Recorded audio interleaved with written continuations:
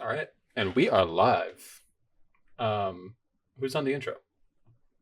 Ladies and gentlemen, Okay, welcome back to the Misfortune Podcast. that was tough. You're taking Well, initiative. Henry really inspired me last episode, Oh, did he? despite the fact that he's no longer with us. He fumbled. Okay, here He passed I do just a have a few weeks message to ago. pass on from him. I wanted to say it a little more sensitively, but He's fucking dead. he He's fucking dead.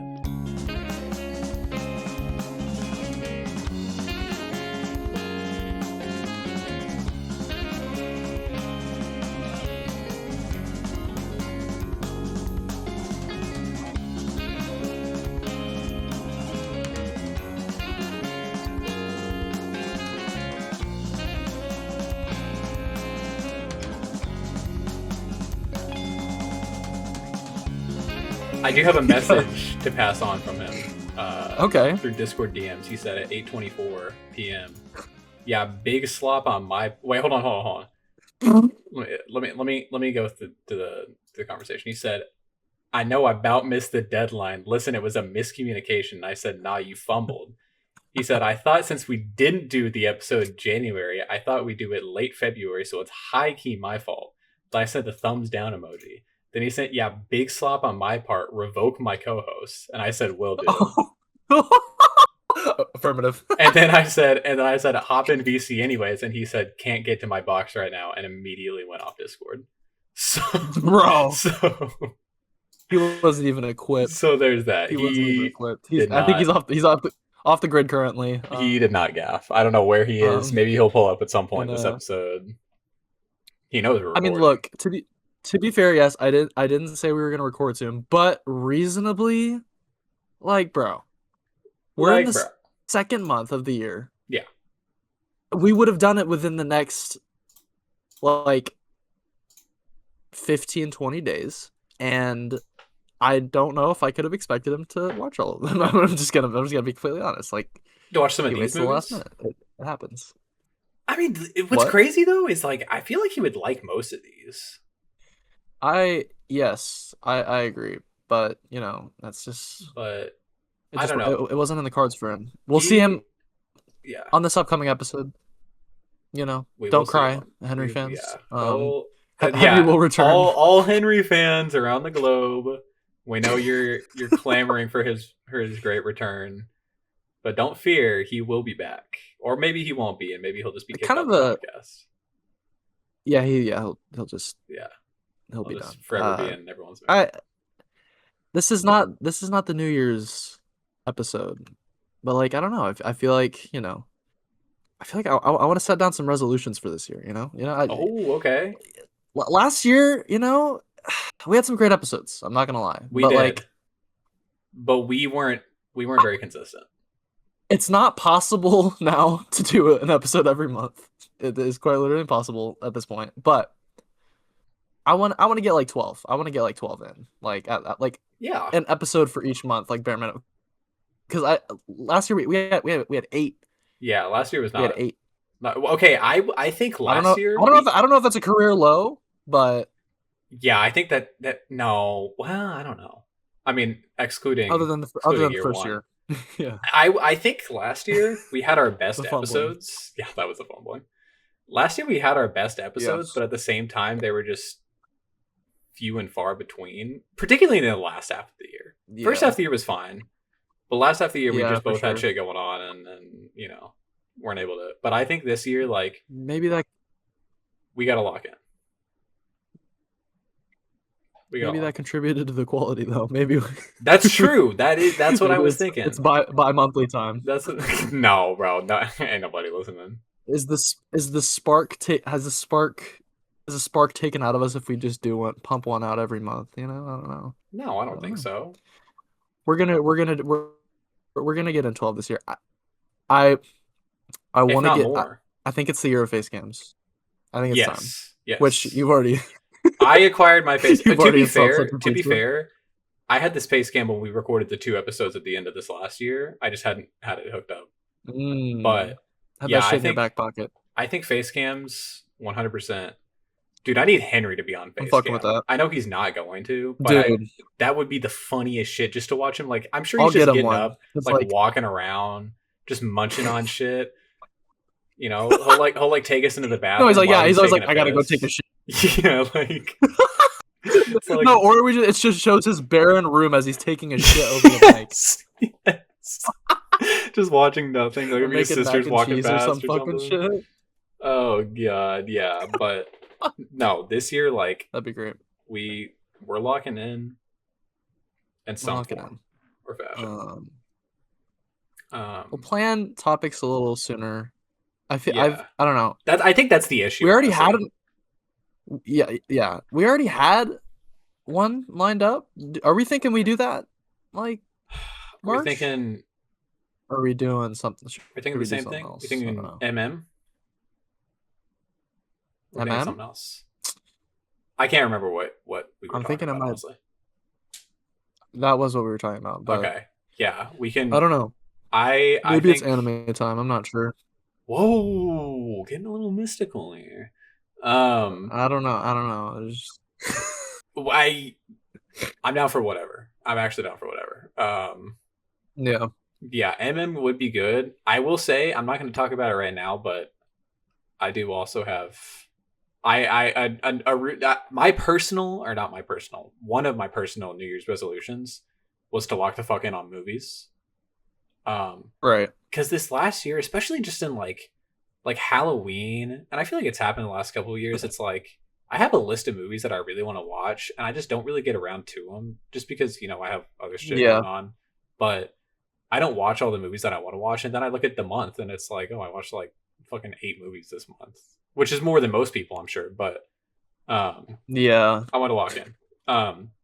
So I will also be watching my own personal movies that may or may not correlate with the theme of what we have going on the pod, but that will be a facet, and maybe you hop on, or maybe you don't. Well, you have your own shit, but well, I was looking at filmography fuck about candidates, because like I mean, what we kind of have like a loose criteria, kind of like we've had some floating around for a while, like an auteur that has like 8 to 12 movies generally seems to be the thing, and there's plenty to pull from, so yeah, 100%. We won't run dry on that, unlike discography discourse. I mean, we get, dude. I honest to God, like, hey, I will is that say, is that what we're doing? We gotta talk about it. I will say though, my music taste has been expanding. I've been expanding my music taste a little bit recently. Every once in a while, you get some SD Kid in there. Some what? Yeah, don't. Who don't the even fuck? I'm sorry. I'm sorry Who for is even speaking that name. Who was that? You know the song? Timmy did a song with him for Marty Supreme. Oh yeah, he does like TikTok aura songs. We are not listening to that. We got off that, bro. We got off that. Yeah, I mean, I was talking to more guests. I was also thinking, okay, we'll get 100%. Yeah, we gotta get this year.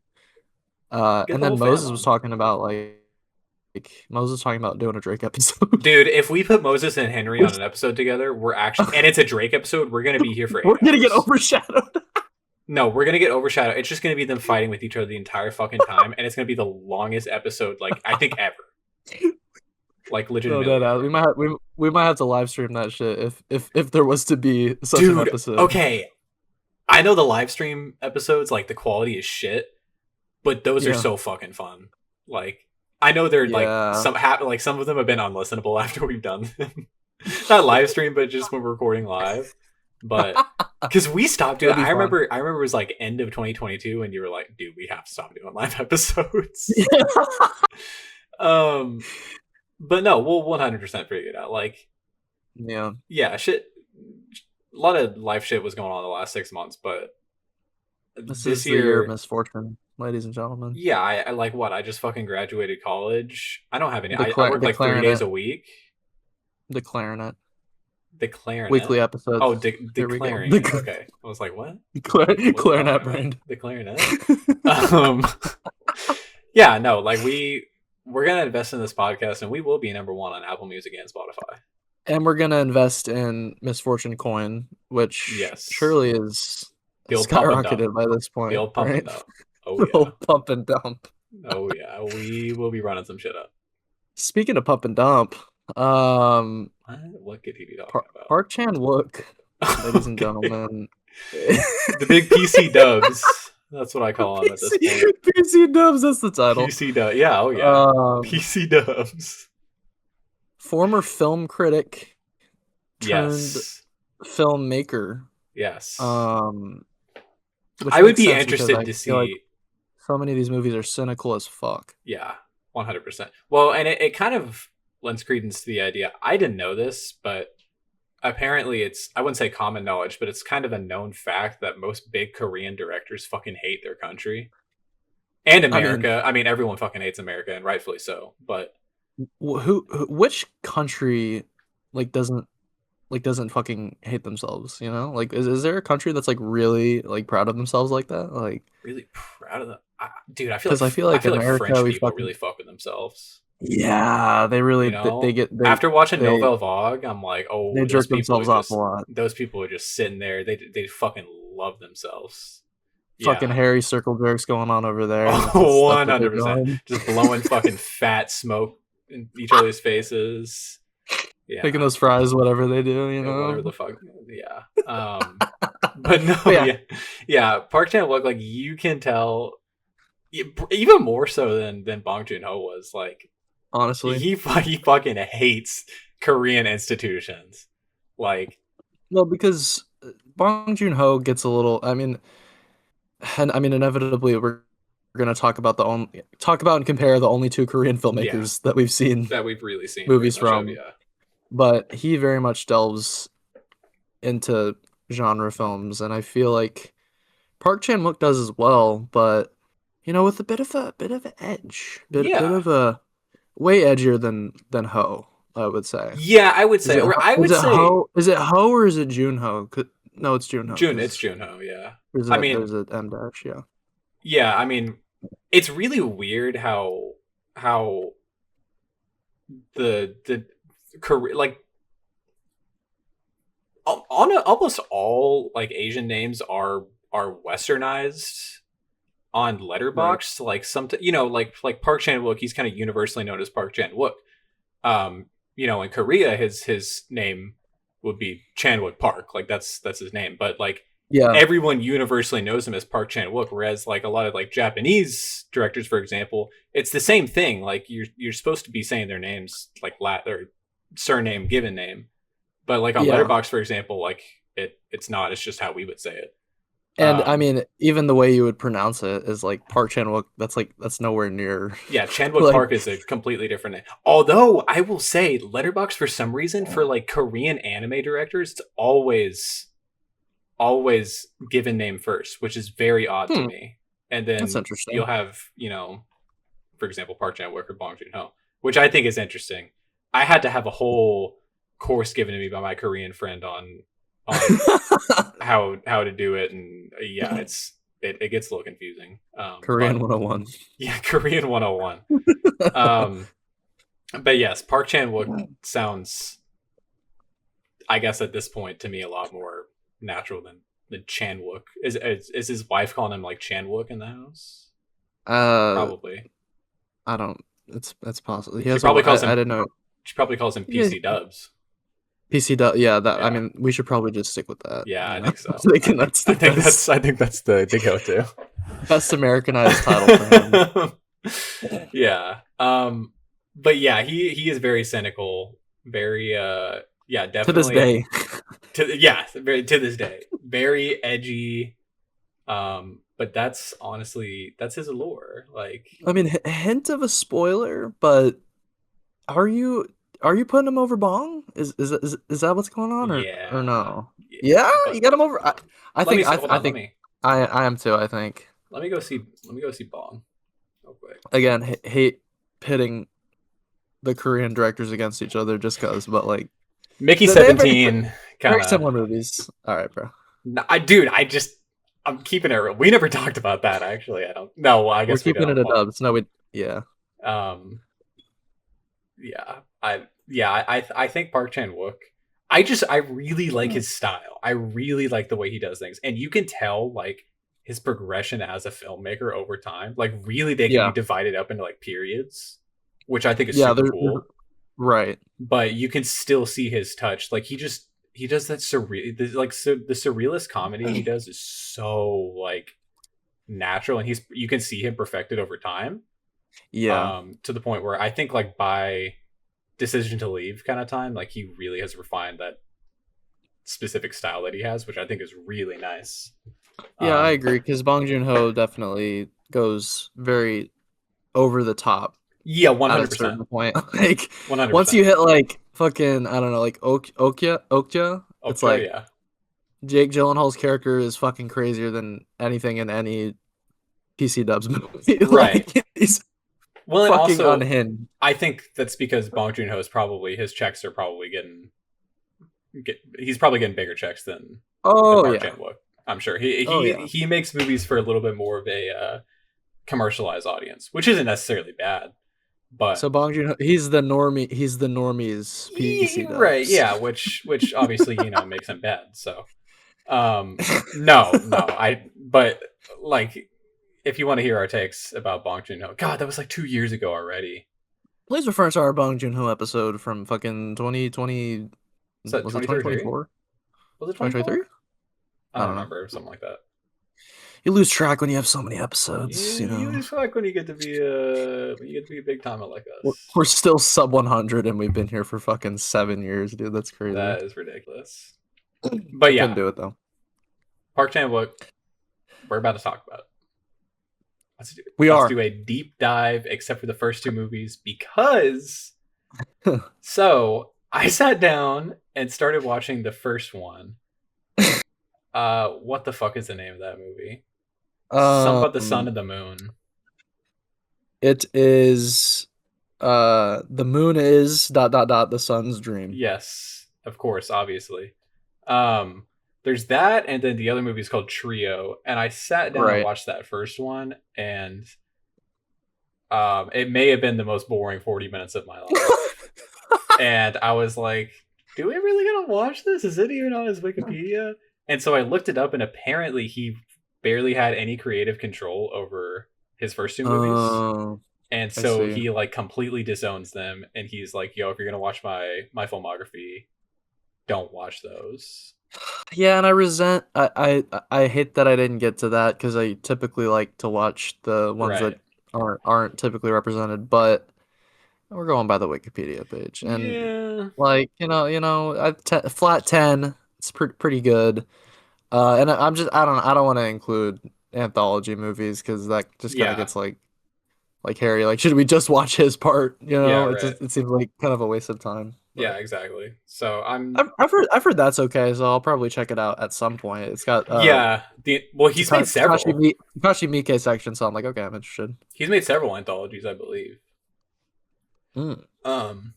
I know. Yeah. I'm sure I'll watch it at some point. Maybe I won't. He also But made the I forgot the in between decision to leave and oh, the Sympathizer. no other choice. Yeah, I made the sympathizer, which I was seeing trailers I for, don't. and I'm not. you're not interested in that. You're not vibing with that. I don't know. The vibes of that are a little like he's done several TV shows. I, Yeah, personally, it doesn't really look super interesting to stick me. to It your. just looks like one of those weird like 2023 period whenever it came out, where it's just like, yeah, this came out and no one watched it, but I'm sure it's decent. That's fair. I Um, mean, yeah, it looks decent. I don't know what. Well, I'm not gonna it's a spoil. whole ass I'm not show. gonna It's a whole spoil ass it. show. Yeah, it's a whole lot of show. That can be our Twin Peaks after we watch Twin Peaks, which we will never Yeah. watch Twin Peaks. Dude, we just do like one episode with all the directors where we skip their tie-in television shows and we rank them. Oh god, dude, the longest That'd fucking be episode of nuts. all time. However, Um,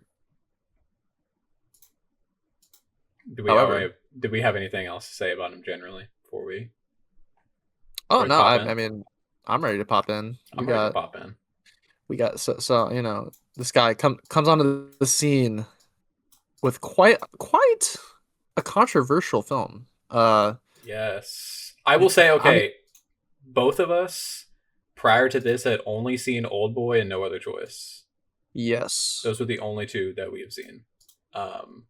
So yeah, most of these were new to us. Right. So Um, and I also want to say, at least me myself, I don't know shit about Korean politics. So, I don't either, except you remember the one guy who, what was it, last year or the year before? I think it was like the end of 2024. You remember the president? He like refused to step oh down. yeah, I did. Yeah, I did remember seeing that shit. Apparently, they're trying to get him fucking killed. They're seeking the death sentence for that guy. Hey man, They're trying to straight up murder that dude. when you gotta go, you gotta go. When you You know, gotta go, you gotta go. we could be Yeah. trying. No, never mind. Okay. Oh, Yeah. Best I said I though. love I love Kid Rock. I love Kid Rock. I love Kid Rock.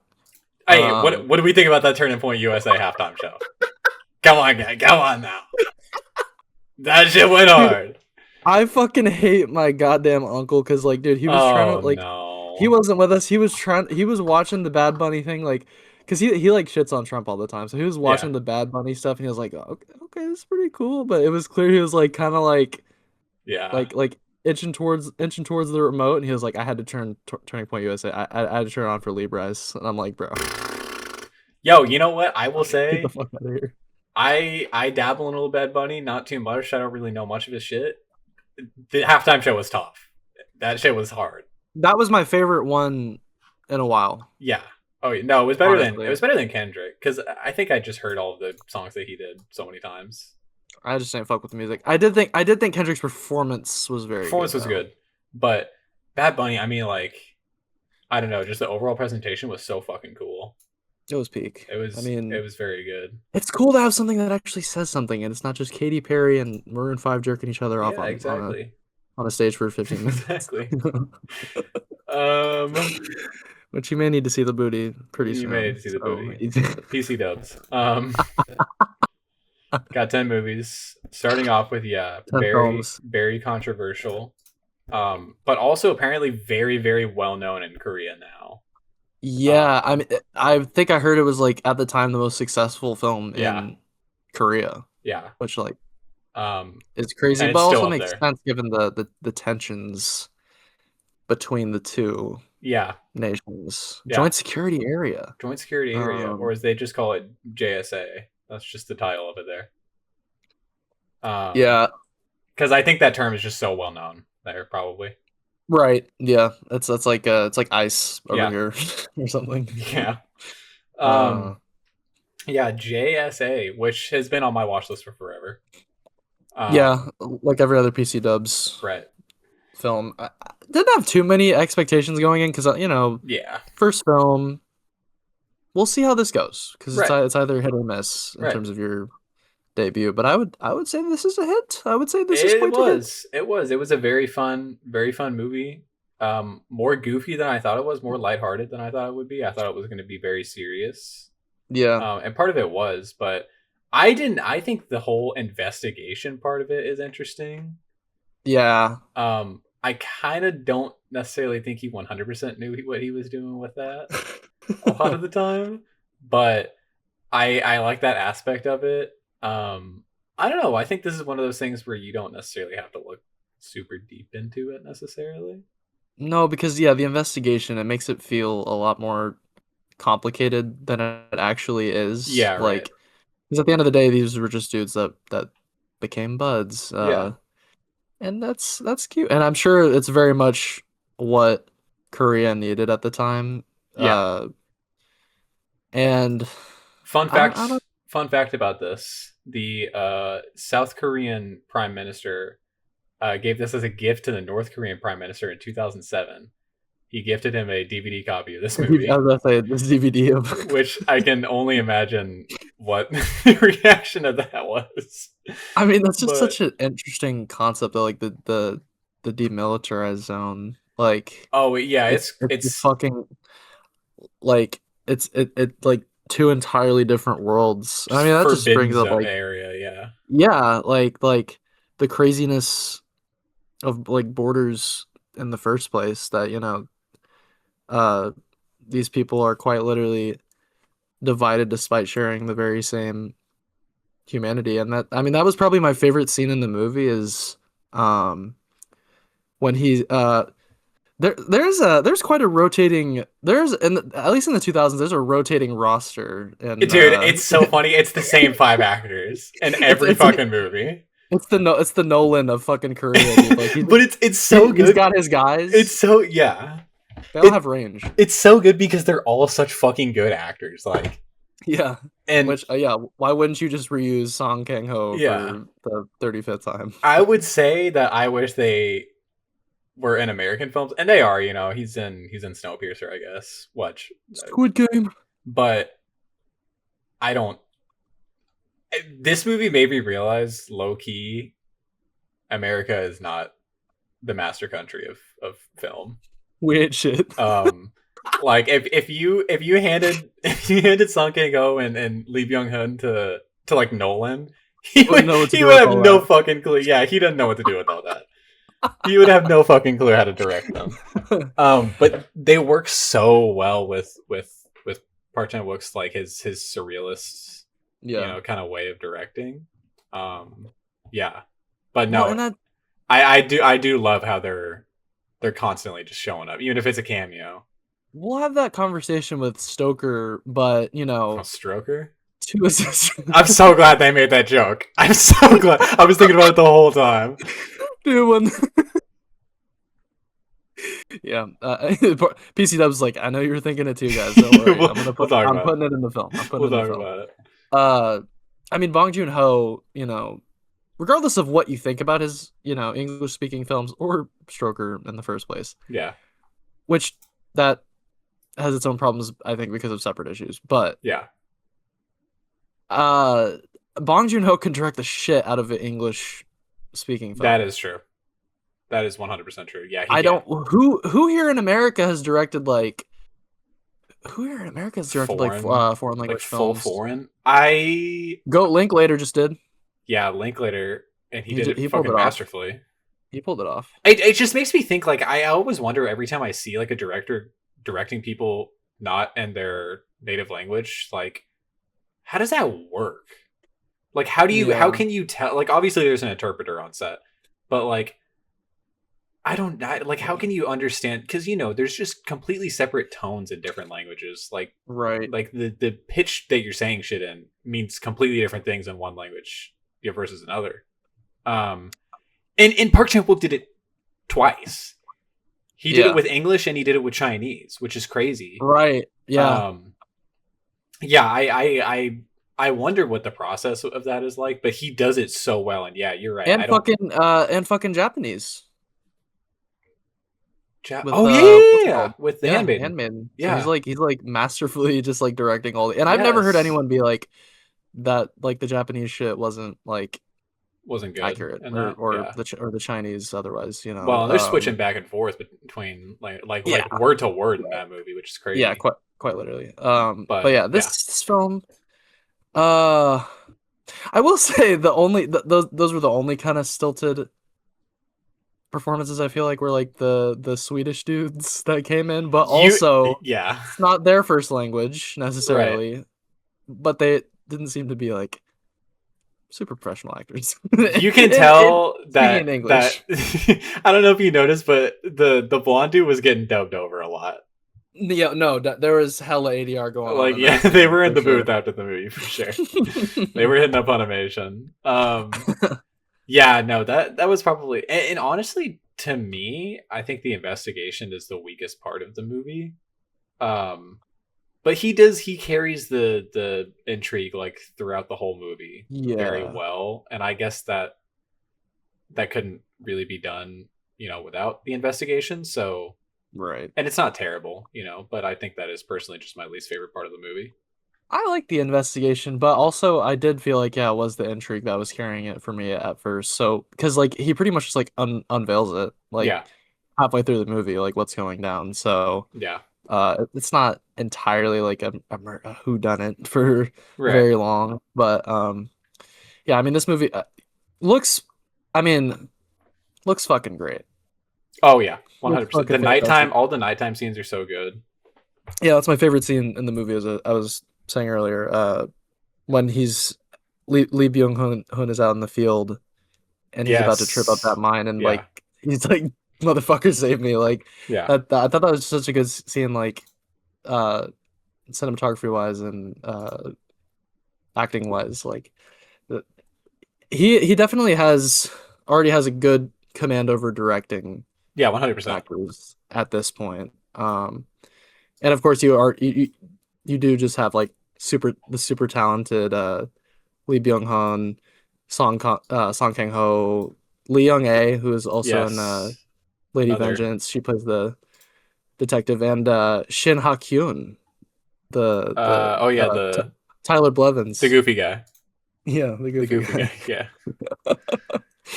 But yeah, I don't have a whole lot to say about this I don't know movie. either. It's pretty straightforward, which I can appreciate. Yeah, Um right. and yeah, it was entertaining. I had to watch it on my Fire Stick on the browser. And that took forever to get pulled up, but it was you know what? It was a fun movie. I watched it just Yeah, randomly at like 1 in the morning. I was like, you know what? I should probably get started on this. pretty good late night movie. I will Yeah. say the final battle, like I did hear that PC Dubs had to kind of like reel back his more artistic experimental tendencies in order to get this movie made. Yeah, So that this makes is kind of like sense. a blockbuster because that final scene, like the final action scene, I was like, dude, this feels straight out of like fucking like a goddamn like a John McTiernan movie or something. Like Yeah, dude. this is straight American fucking action going on right now. Like I was waiting for the guitars to kick in at a certain point. Yeah, no, 100%. But I fuck with it. He does tension really Yeah. well, and he carries it throughout the movie, and yeah, it kept me entertained. It's clean runtime. Um, yeah, And he's already like thinking so intricately in terms of visuals, like the very last shot, the one right. where they take the picture. That's fantastic. Oh, Like that's the I, yeah, that's the best part of the I, movie. I'm gonna say like editing wise and like like camera work wise, I don't know many who are fucking with him. Yeah, I'll In talk this about current it. cinematic I'll landscape, talk bro. about it because you know me with cinematography, but Oh, he he is legitimately one of the best in the business. With some of the like yeah. every movie will have like that one shot. Not Oh, necessarily that that's the fuck. only good shot, but like every movie, like there'll just suddenly be that shot, and it's like, oh shit, Goddamn. like how the fuck did he do that? The way he does that, yeah. I'll talk about the fucking the blocking. That's a big word I learned Mm, recently. mm, All the gaffing, mm. dude. I'm the biggest We're gaffer. throwing up I the gaff. terminologies right now. I gaff. Um, but yeah, no, this movie's great. It's very It's entertaining. cool. It's cool to see how much command he has over film as a medium because he's a film critic. So it's like he's really living his passion. Yeah, Like 100%. that's super cool for That's him. gonna be us one day. PC He handles the camera Dubs, like LeBron handles the ball. Let's just say PC that. Dubs, watch out, watch out. Watch out, dude. We're coming to Korea, bro. Watch your tail. We're going to We're coming Korea. to Korea, bro. You I don't better know which watch your one. ass. I don't know which one, Yeah, I but don't we're know which coming. one, but we're going somewhere. We might have to meet at the joint security area, bro. I don't know, bro. You know what's interesting is I was talking to my cousin and my aunt. They used to live in Japan, and they would go to Korea on trips, and they went to the DMZ, Oh yeah, people go there all the time. and they were like, really at this point, it's just for tourism. Like neither country Yeah. really gives a shit. Which is funny because so much bad blood. You'd think like get the Yeah. fuck out of here, but Apparently, in just like the 2000s, the 2010s, both countries were just like, man, fuck we it. don't really give a shit, but let's just keep it open because it's kind of cool. We're too busy beefing with this fat fuck over in America to Yes. think of anything else currently. Yes. No, we had Obama back then. North Korea and America were going fat fuck for fat fuck Fat these fuck past for like 10 fat years. fuck. No, dude, that was prime 2017. Um, no, but they said they were like, honestly, the South or the North Korean people were like relatively chill. They were like, they They're didn't. no, not chill. They're docile. They're They are, yeah, they're the docile mobs, and they're like the dogs in Minecraft. Like if you attack them, then they will attack you. But Korean people are like dogs. no, no, no, no, stop. That's not what I said. That's not what I said. That's just not what I. That's not what I said at all. Hey, we can't get face cams, man. All right, We moving can't have on, this shit bro. attached. No, okay, that shit's scrapped. We're done. You just trashed that Wrap shit. it up. Wrap it up. JSA, where we JSA. got it at? It's at an 8 out of 10, and it is my number 6. It is also at an 8 out of 10 for me. It is also my number 6. Okay. So, No good. mystery. No mysteries here. Yeah, good baseline there. Good baseline. Moving on Coming up next, to the Vengeance trilogy. The Vengeance trilogy. Oh boy, I forgot that was a thing before I started this. I know people hype that up like so much, and it does make sense. Yeah. But yeah. Sympathy for Sympathy Mr. for Vengeance. Mr. Or apparently, I think it's just called Mr. Vengeance in some places. Yeah, I'm not sure, Which but makes I'll tell you sense, this but- much. I'll tell you this much. I don't think I want to watch this movie again. Yeah, this shit's just sad. It's just sad as fuck. This is sad, and it's kind of really fucking gross. Dude. That's a recurring theme in these movies. Is he does not skimp out on the fucking violence in this shit. He is a fucking rape merchant, bro. I'm gonna tell you this. Every single movie, Yeah, I played a little game. It was called Spot the Rapist. he was a and rape merchant. Let's run that back. That's Spot the Rapist. That was the game I would play every movie. And once we got to old Handmaiden, and they showed old buddy they were conspiring with, I was like, that dude's raping at some point. Oh, dude, that dude's raping at some point. That's going on the soundboard. That dude's raping at some point. Even pre dick grab, I was like, dude, it's gonna happen. Oh, like dog, they're living in the Zenon clan in that household. Best analogy we could come up Yeah. Dude, that was almost my Letterboxd review, and I was like, that's probably really insensitive. I probably with. shouldn't It's like say that. You know, Gege got it from Japanese history.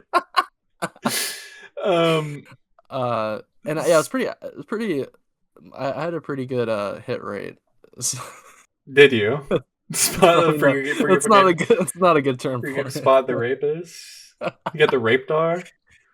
Decision to leave and no other choice. I don't think. I think they lacked, right? I don't think. Were they lacking in the rape department? I think they. I don't- Well, That's what you probably said. better to lack. That's what you than said. to- Yeah, I think so.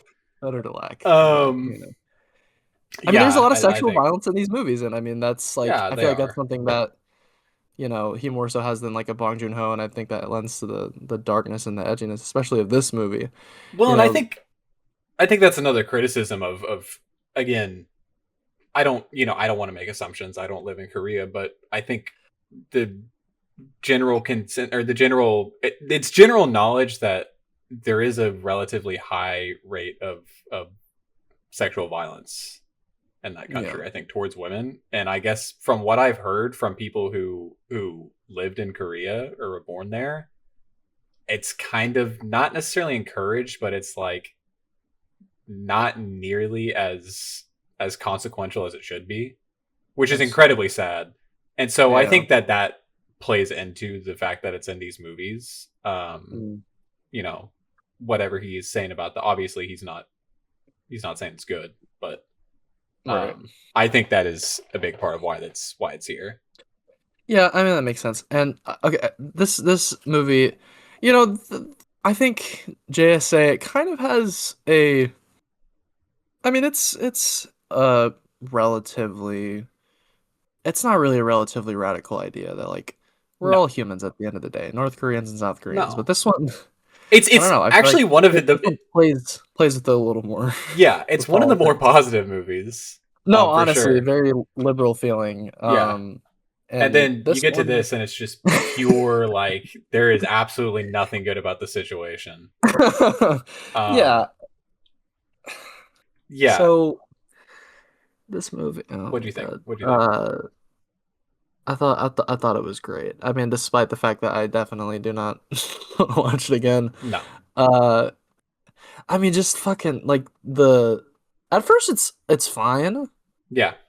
but once Once it starts, it really takes a turn for the worse. once the little girl gets murdered, I'm like, okay, Jesus. That Because like that shit was so upsetting, and the funeral Yeah. scene, just like the portrayals of grief, I was like, God damn, this feels too fucking real, dude. Like, I need to yeah, step that back shot from was the screen fucking for a second. crazy.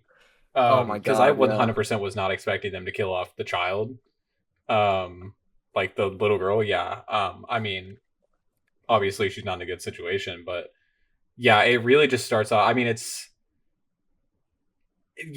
just talking about the cycle of violence Yeah. that starts from that, and about how neither of the protagonists want to hurt each other, but Yeah. they kind of just feel obligated to, and it's just keeps going and keeps going. Yeah, I think it is very well done, very depressing at the same time, Yeah. but yeah, no, it once it starts, it's like, oh, that's really fucking disturbing, actually. I do love I mean, I don't I'm not like ecstatic about every movie that employs it, but I do love a like protagonist halfway changes. Yeah, I love that. no, one hundred Always a percent. big fun mood shift. Um and Song Kang-ho is phenomenal in this. He does so much with with so little. I feel like a lot of PC Dubs movies the actors are doing the bare minimum but portraying so much emotion, Oh, one especially hundred with percent. um Tyler Blevin's character. Um he Yeah. I was trying to move on, but I just couldn't. No, it's He's true. Like, yeah.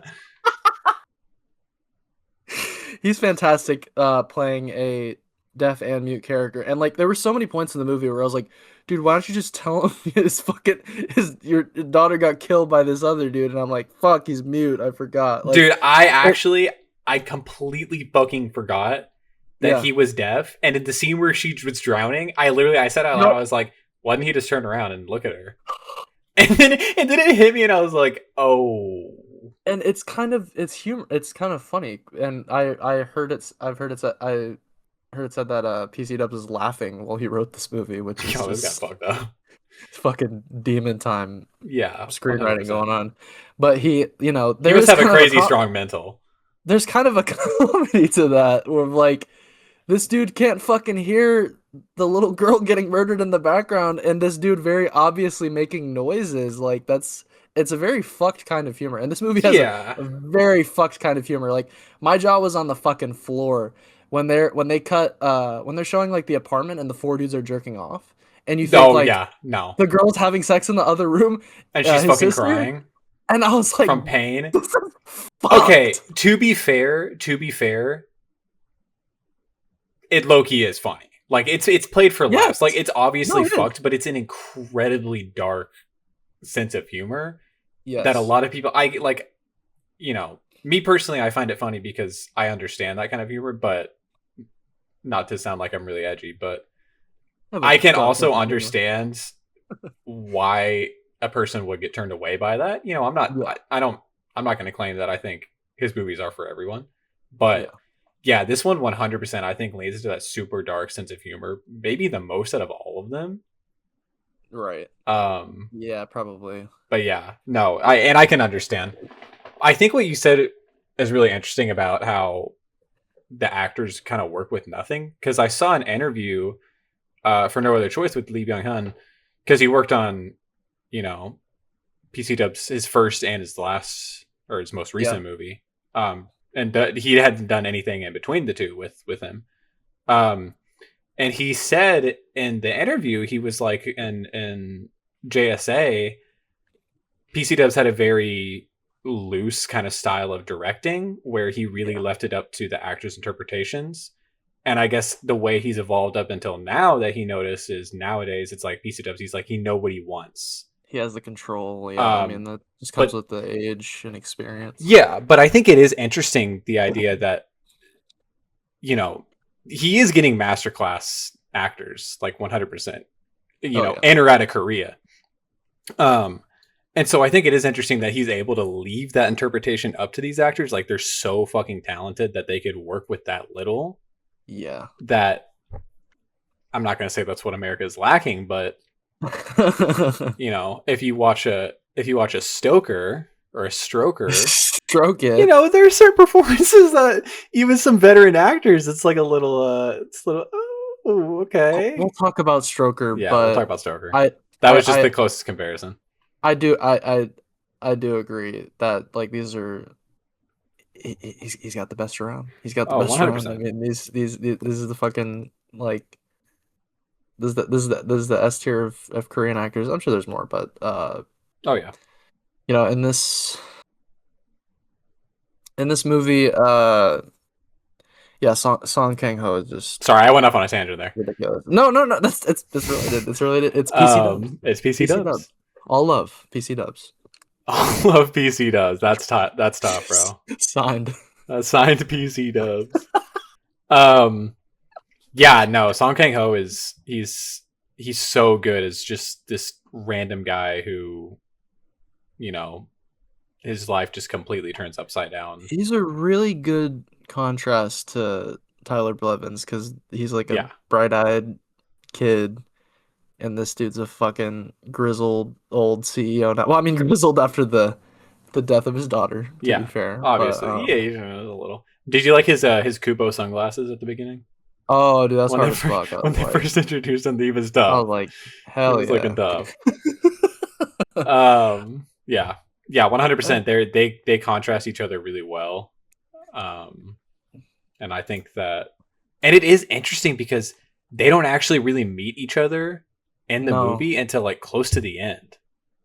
I like when movies do that Yeah, when like they keep characters separate until a really pivotal scene. yeah, Like, 100%. and that last scene, man, fucking like this is creatively sadistic. Like cutting his fucking feet so Dude, he can't that swim. shit was I'm like, disgusting. That's a really fucking bad way to die. Like, is that what elicited the what the fuck, bro? yeah, that was it. Like, That was fucked. that's a really fucking bad way to kill someone. And that's such a great line. Is he's like, I don't want to kill you. I forget specifically what it says, but when he says, I don't want to kill you, but you understand why I have to. Yeah. You know, just continuing the cycle of violence But until do you? one of But do them went. you? Well, I think I it's mean, just the idea that you're trapped in the cycle, and you get so deep that it's like one of you has to die and the other one has to come out. Otherwise, it's just so going to deep that continue. literally not too long after he gets fucking slimed out. Like That was a almost. crazy fucking death, dude. And it Yeah. was After that, I was just disgusting, like bro. I was grabbing my chest watching that shit. I don't really get squeamish clutching your pearls. yeah, I don't get squeamish too often, but seeing that dude straight up just get knifed like in the chest by a bunch of different Wild. dudes, I was like, oh, that's gross. Yeah, there are Yeah. some vicious deaths in this movie. Well, because I forget we're in Korea, so I'm like, you're not lighting motherfuckers up, which you know I feel like has a lot more significance in Lady Vengeance. Because again, I forgot we're in Korea, so like the fact that she has this big ass fucking gun is like Yeah, kind of crazy. yeah, right. But in terms of the vengeance angle There is quite a bit of of this movie, vengeance. because I all three of these movies I feel like have different they obviously have different portrayals of vengeance. And this one I just feel like it was him coming onto the scene and being like taking the fucking the balls out like cutting the balls off of like any revenge film that like glorifies the Yeah, idea of revenge. yeah. Like No, it's kind of the same idea as JSA, albeit significantly darker and portrayal. Is that there's yeah. nothing good comes out of hating people who are in the grand scheme of things just relatively similar to you. Yeah. It's just these external factors. In this case, I forget his name, but his sister, just can't get help. Yeah. It's these external factors, and it gets to be too much, and eventually the pressure builds up, and then that's what you're left with. No other choice, one could say. Oh shit. Um, By the way, I just want to say I fucking love that I should bring it up later, but I fucking love that no, they yeah, keep saying it in that movie. That's so peak. thought there's no other choice. Um, Yeah. there's never any other Oh yeah. choice. Well, no, there really isn't. Did you see the director's cut? Oh, Get dude, I'm hyped released? for that. Even less choices. Um, More yeah, time with minimal chances. dude. No, Choices. we'll talk about that shit. But Run that up. God, I wish we would have watched that together. We will at some point. We'll But run it up randomly one night. um, Oh fuck, dude, that no, reminds with me, Henry, dude. dude. Let's run up Oh with yeah, Henry true. and your brother. Bro, What? Cliff Booth. Oh yes, I'm Bati. hype as I'm fuck, so bro. glad it doesn't look like pure slop because I Yeah, was I was terrified. scared. I was scared of that. Like just hearing everything about it, Netflix original fucking Yeah. sequel by David Fincher. I mean, I love David Fincher, but like recent David Fincher. Well, I saw some, Like, and I saw an interesting tweet. I don't know if you saw it, but someone, I guess people on Twitter were talking about how like Fincher just looks like net. People were saying like Fincher just looks like Netflix, like oh yeah, everything and it's like Fincher no, makes. bitch, no. Yeah, Netflix no, looks no, like yeah, Fincher. Netflix looks like him because he literally created their whole style with House of Cards. Yeah, quite But literally. God, rest in peace, Kevin Spacey. But did you see Oh, him he's doing still his out tap there. dance in Israel? Was Epstein on the other side of the room? Yeah. You see the fucking Reddit? I don't know. Oh, the There's picture of him everywhere, but in the street in Israel. well, there's a lot of pictures. Yeah, nah, it's That he had like a Fortnite account or something, yes, and dude. dude, I didn't know he was like a capital G gamer. That was Apparently, I don't know, kind dude. of, and he got like fucking banned from Xbox Live. I think I think everyone in this situation needs to be slimed out. That's my personal opinion.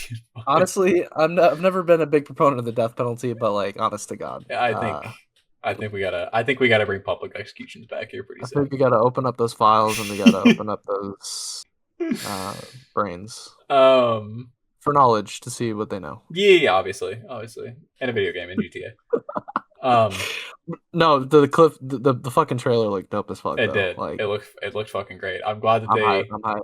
I don't want to jinx it, but everything I'm seeing, it doesn't necessarily look like they're fumbling. So Please, please. please, But this Mr. no, Vengeance. okay. So sympathy for Mr. Vengeance. I feel like the Vengeance angle it gets sort of continued later on, but Yeah, from this angle, it's like vengeance in the context of an economic system that like makes most actions in life futile because like right. given your disposition, whether you're poor or you're rich, you don't really, yeah, like you said, you have no other choice than to act within the means you've been given, and And once it starts, there's no getting out. yeah, right. Yeah, It's trapped in a hopeless fucking hopeless system, and yeah, that's his biggest critique of Korea's economic system. Yeah, it's subtle. I think yeah, and and I appreciate it for that.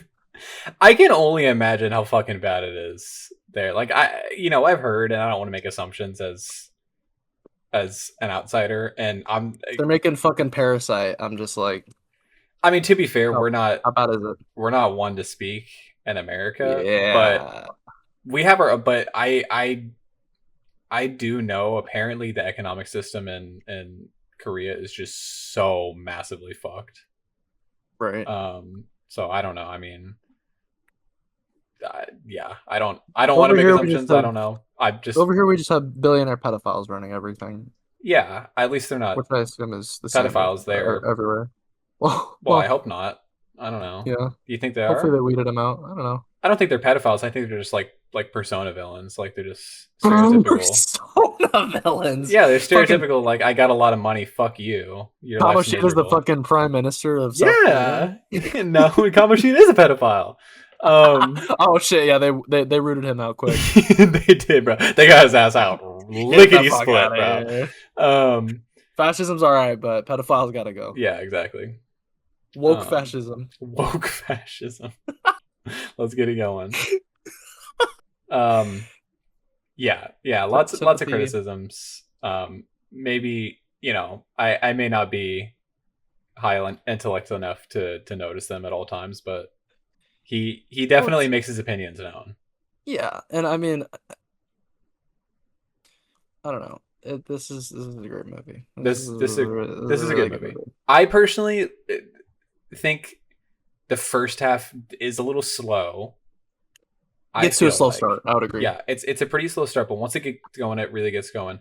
I will say, I don't know why I really like this the subgenre of just very cold, like industrial settings. I don't like I wouldn't ever want to live there, but I think it's interesting when they're done right. Yeah. And yeah, this is a very like industrial movie. Like you're just going into gray apartment buildings. Everything looks the Yeah. same. He goes up to a fucking The organ construction site. dealer. Yeah, Yeah, the that whole GTA scene's building. crazy. Yeah, with the open, like just the open air environment. It's like Yeah, the way he's filming, and but then you have the contrasting like when he's out burying his fucking sister and the nature and the right. scenery looks so fucking good in that scene. Um, yeah, I don't think, not that it's bad, but I think this is one of the ones where he focuses a little less on the looks necessarily of the Yeah, movie, I would agree. Yeah, but still great looking movie. Is very well. Um, yeah, I enjoyed it. I liked it. great. Where we got this? Um, I feel like my relative lack of enthusiasm kind of betrays where I have this. Yeah. This is my number three. This is 8 out of 10 for me. What number three? Okay. This is my number Ooh. three. This is 8 out of 10 for me, and this is my number 8. Damn. Yeah. Yeah, Yeah. I Well, mean, I'm never gonna watch this movie again. So like, I mean, fuck it. I may at some point, take but it or leave. yeah, Take or leave the placement. take it or make the decision to leave. Uh, um, I'm feeling a little thirsty right now. are you feeling a little thirsty? Um, Thirsty. thirsty. What's next? What we got next? Stroker. No. Stroker. Just say it. Well, of course, the second installment of the Oh, Vengeance trilogy, Old Boy. I mean, this is Which we had like, seen prior. yeah, and in the Western world, I mean, this is very much like, I remember before I ever watched this movie, this was hyped up to be like, this is like along the same lines as like Parasite. Like this is just This is like one of the greatest, one of the Korea's greatest, Korea's Pulp Fiction. yeah, one of the greatest like Asian movies ever to be made, if not movies in general. Yeah. Um, and I watched this last. I've seen this a couple times before. I remember I watched this. Same. I think it was during COVID. You watched it with Henry for the first time last year, right? Correct. Yeah, and I remember y'all both fucking loved it. Apparently, or I came over and y'all wouldn't shut the Fucking fuck up about blazing it. it. Um, but what I'm curious to see how you think about it after all What this time. changed? What changed? Well, I don't know. I just feel like at a certain point, maybe my rating, if I watch it with someone who hasn't seen it again, it might go back up. Yeah. It is too much fucking fun to show people this movie, so I feel like it Okay, might skew it in 100%. that way. It's so jarring. Like if you don't know, whenever you find out, like okay, so I gave for Christmas, I gave my parents a list of 101 movies to watch on a flash drive that I think they should watch. And I don't know if they ever get around, they ever will, because like my mom, she watched Parasite. I don't think she was like a gigantic fan of all the reading. Yeah. But my stepdad, like he watched it. He watched all Squid Game. Okay. He knows Everything. Korean ball. Yeah. And so, but dude, I want to see their fucking reaction whenever they watch this. Because it's so like I remember the first time I watched this, and this was like probably the first Korean movie I ever watched Yeah. while outside of Parasite with you. Barring Parasite, yeah. Like my mouth is just on the fucking floor. I was like, holy, like you're allowed to do that in movies? You can do this? Like they're not doing this around here. They're not doing this in America. They ain't doing incest. Well, they did do it in America, and it was Yeah, a little bit, but not as good. Not as good. My elderly coworker just texted me at 12:30 in the morning. Booty call. I guess I don't know. Yeah, but no, I was just like, that's so fucking crazy. And now that I've seen it a few times, it's like it's still absurd, to see. But it's like, okay, yeah, you know the beats of it. That's what I'm saying. Is what kind of lowered it for me is like it loses the novelty once you kind of know everything, and yeah, I feel like that's the case with a lot of twist movies to a certain 100%. extent, or at the very least movies that like, which I don't think this movie does it too hard, but like it kind of hinges on the twist a little bit. Yeah, it's shock there's value. So much other great shit, but like just knowing everything takes away the mystery and kind of the allure of the movie, I guess. But that being said, it's still an amazing movie. Still fantastic. Incredible movie. I mean, Great soundtrack, I will say. I love the fucking soundtrack Oh of this yeah. movie. Oh yeah. Yeah. What's his name? What's the main guy? Choi Min I have the Sik. shit pulled up. Choi Min Sik, I hope I'm pronouncing who, that who right. only joined, sadly only joined us for one other feature film, which I think he's amazing. So I kind of Yes. wish for more, but Yes. Another heavy hitter in Korea apparently.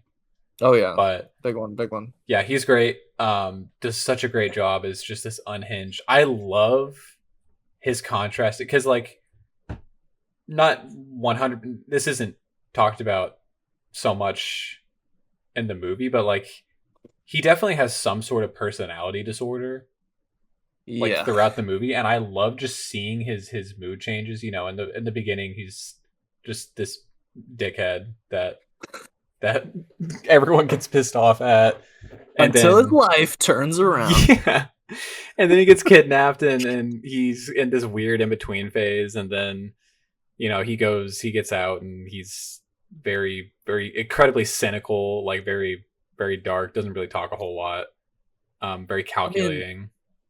yeah, no, he And definitely. I mean, but you can see it fluctuate, like he's trying yeah, to break it, like he doesn't want to be like that, and it's very much like this idea of like, okay, he wants to go out and live his life, he wants to make up for that lost time, but like there's shit to be done before then, and that's like his right. life mission, and he doesn't want And this then girl to. he's a badass, he's Yeah, fighting people. I mean, here's what I like about Korean cinema. Again, it's kind of a generalizing statement, but given well, given the what we've movies seen. I've seen from Bong Joon-ho and Yeah, PC Dubs and whoever else, I love how a lot of the movies feel like there are several movies within the single movie.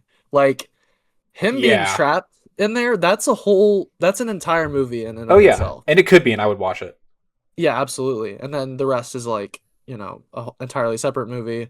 Like Parasite, you have like a family comedy for the first half, and then it just descends into fucking hell. Like I just love Yeah, the tonal shifts so much. And this movie's also very funny. Lot of good jokes in here. And oh, 100%. God, I think fucking the villain. Yeah, what's that guy's name? I'm a glaze him. Lee Woo Jin. Lee Woo Jin, yes. He's great, dude. He He's so plays fucking good. such an amazing, just like condescending dickhead. Yes. Like, and I shouldn't even say dickhead. Like, he has such a great likability, like sense of likability to Yeah. him. Like, His he's very charisma is too much. charming. Great looking guy, I will say. Oh shit. Um, You yeah, might want to suck no, his cock. but okay. Um, yeah, but and then on a dime, he'll hear something and he'll just turn into this just deranged fucking psychopath. He He'll snap, cuts a yeah. guy's neck open with a broken disc. He's the Eisen of the PC Dubs universe, Yeah, very much so. But then at the end of the day, he goes home to this fucking futuristic apartment with his bodyguard, and yeah, and in opposition, you just have this guy who just lived like this Yeah. random ass. He gets arrested for just getting drunk, locks him up, and now you have it's very much like a crazy juxtaposition of these two, but at the Yeah. same time, like the villain in present day versus the protagonist, back in the day, not all too different from each other. Yeah. I mean, Choi Min Sik, he's fantastic, but he's not what I think of when I think of this movie. I think of the No, scenes with Lee Woo Jin. I think of when he's trying to show him the fucking the angel wings, and like he's pointing the laser pointer around the room. yeah, And there's that great fucking shot of his henchman sitting there, and he like he's pointing at wiggles his it over his eye, eyes, and he's just like locked in the entire time. just fucking robot. I think of that's one of my favorite moments when Choi Min Sik, again, giving his all in that one fucking scene when he's begging him to like be his fucking dog. Oh, And that's like he's some of the best acting I've ever seen. Oh dude, In and truth, like the way it's framed when it's moving around his face, you almost feel like he's crying, but like he turns out to be laughing when it yeah, actually pans all the way around. yeah. And I mean like the elevator scene, So many. God, Okay, this is where peak honestly, shit. like, yeah, like I said, just a master of fucking. He wields the camera like a weapon. The one takes that he does are so fucking good, like so like well thought out. As you'll pan around this fucking. I mean, obviously the hallway fight scene, which is, Of course. very legendary Iconic. scene. It's iconic. It's Yeah. iconic. But yeah, then there's the scene. There's just the single take of him on the ground, just begging him, like barking like a dog. And yeah, you think he's crying, honestly, the first time I watched it, I thought he was just standing there completely emotionless. And then you get to him, and he's trying not to fucking laugh. He's a closed book. Yeah. Such an interesting character. Yeah. It's so well done. And the vengeance angle in this movie is interesting because it's an extension of what I said from the last movie. It's kind of it's PC Dubs being like, okay, granted, we give you the satisfaction of what a typical revenge movie would offer. Right. Trying to exact that these characters are like he's on a bigger, more dramatic and like over the top scale, which this movie is very over the top, I feel like, in comparison with a lot of his other movies.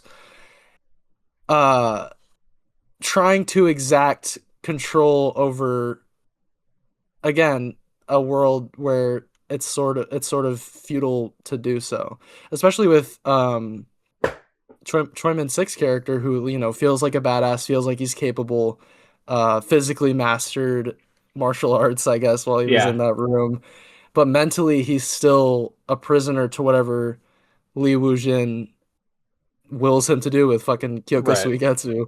But Lee Woo-jin at the same time is also beholden to Choi Min-sik and what he fucking vengeance is a nasty cycle again. But in this one, the theatrics are turned up to 100, and there's a clear hero and a clear villain, but by the end they're not so clear. So it's still a subversion of the revenge genre in a way, but at the end of the day, all you want to do is just fuck his sister. That's the best part. Is there's such this elaborate fucking mental landscape going on. At the end of the day, it's all just because this dude in high school was just trying to bang his sister. Which is great. Yeah, I mean, again, the way they use sex in this movie is, I mean, yeah, and obviously then there's the plot twist.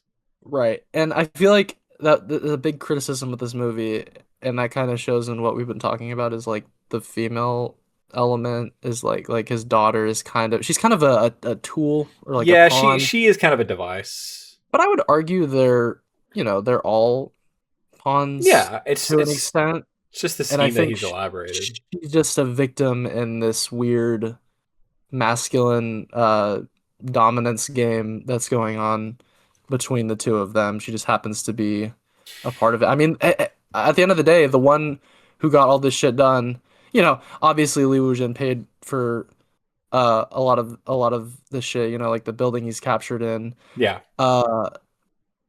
It's a woman who hypnotizes him.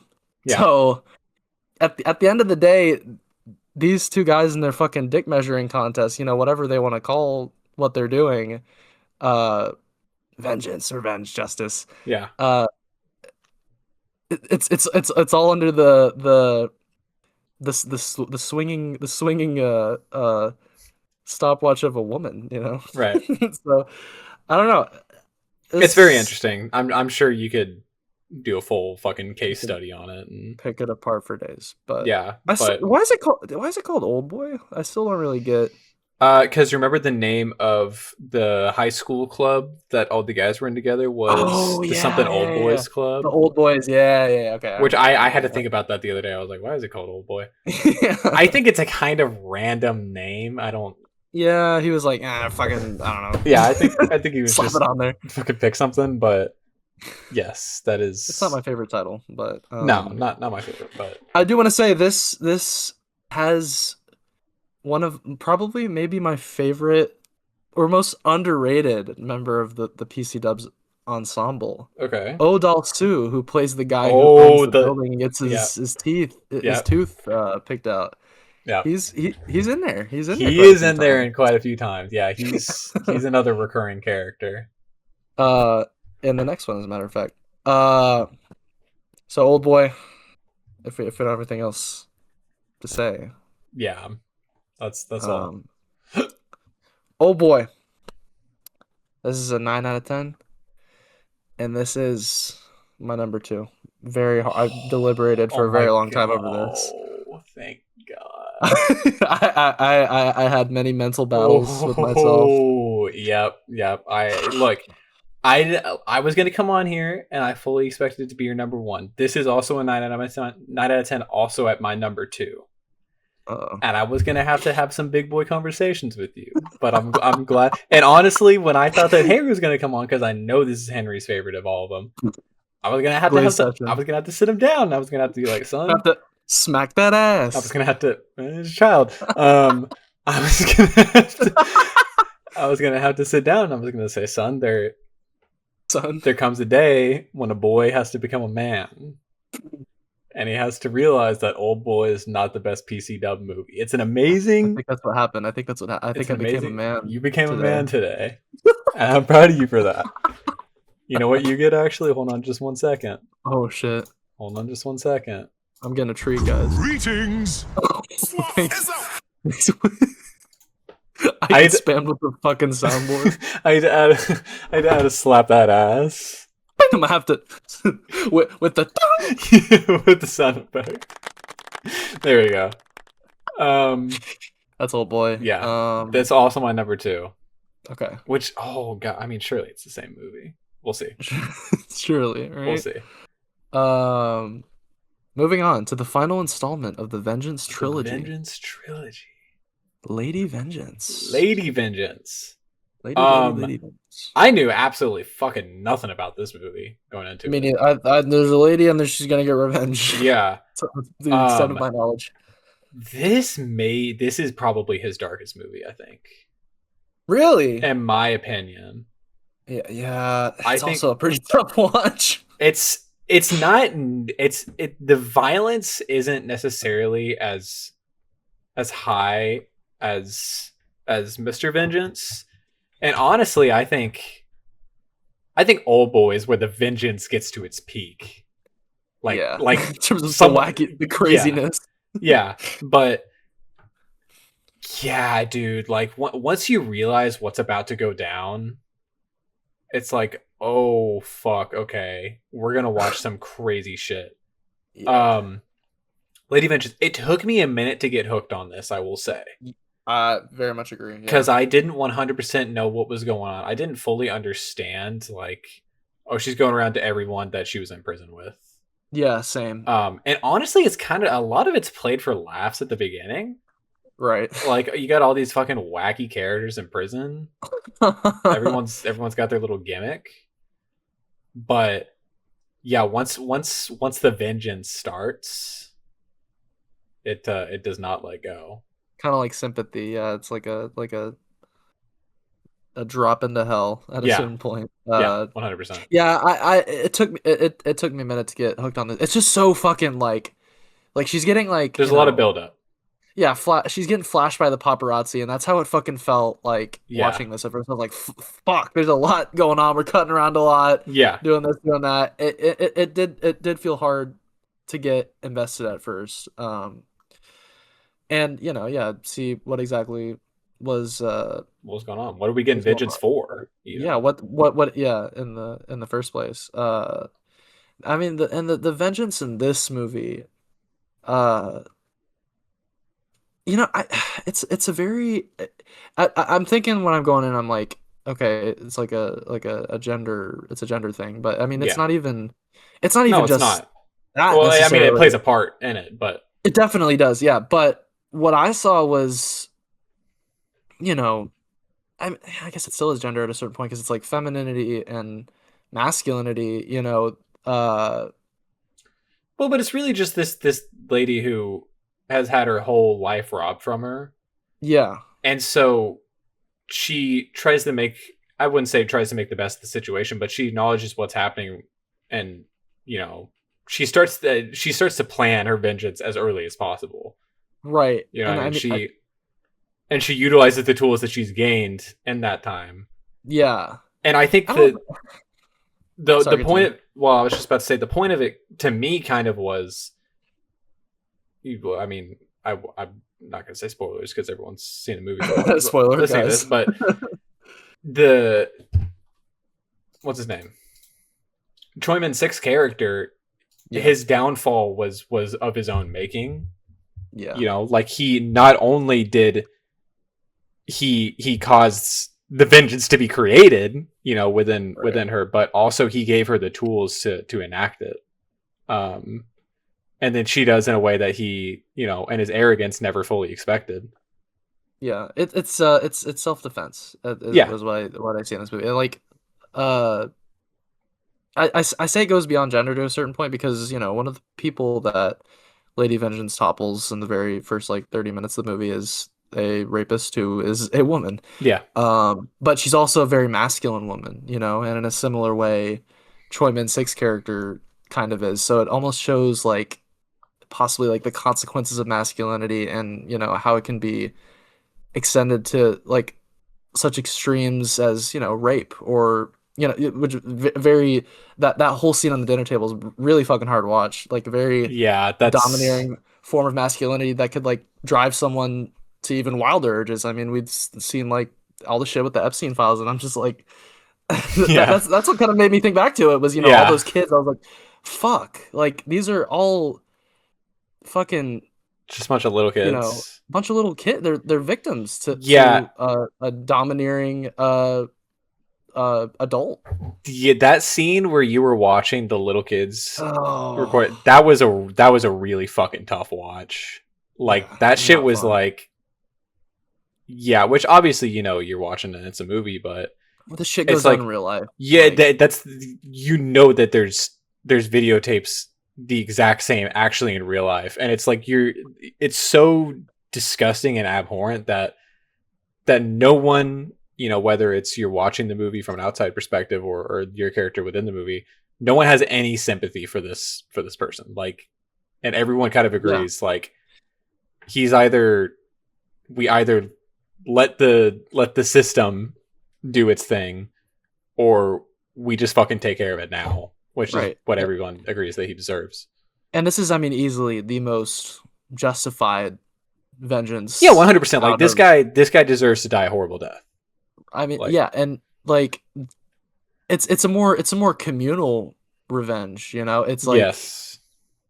the justice that we think of as a society, where you know, um, we legislate based on like should this person die based on you know what the victims think and what the community thinks and what our morals are.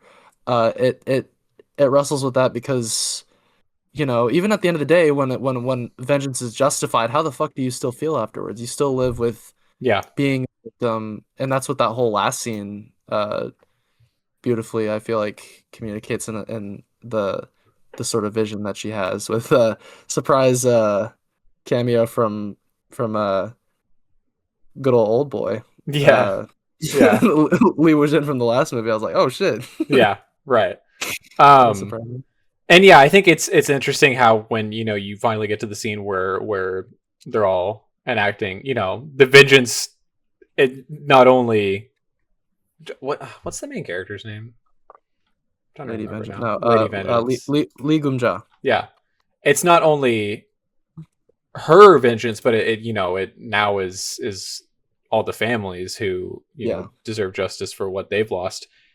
Even though it's so his death is so justified, and these people are so angry and so hurt, like they all are so afraid of what is going to happen in that room. Like it's not played off as like a, Yeah. oh, this guy's Let's getting just what he fucking deserves. yeah. Like, you know, and he does deserve it. And I think everyone agrees with that, but it's very much like a, we're about to do something horrible.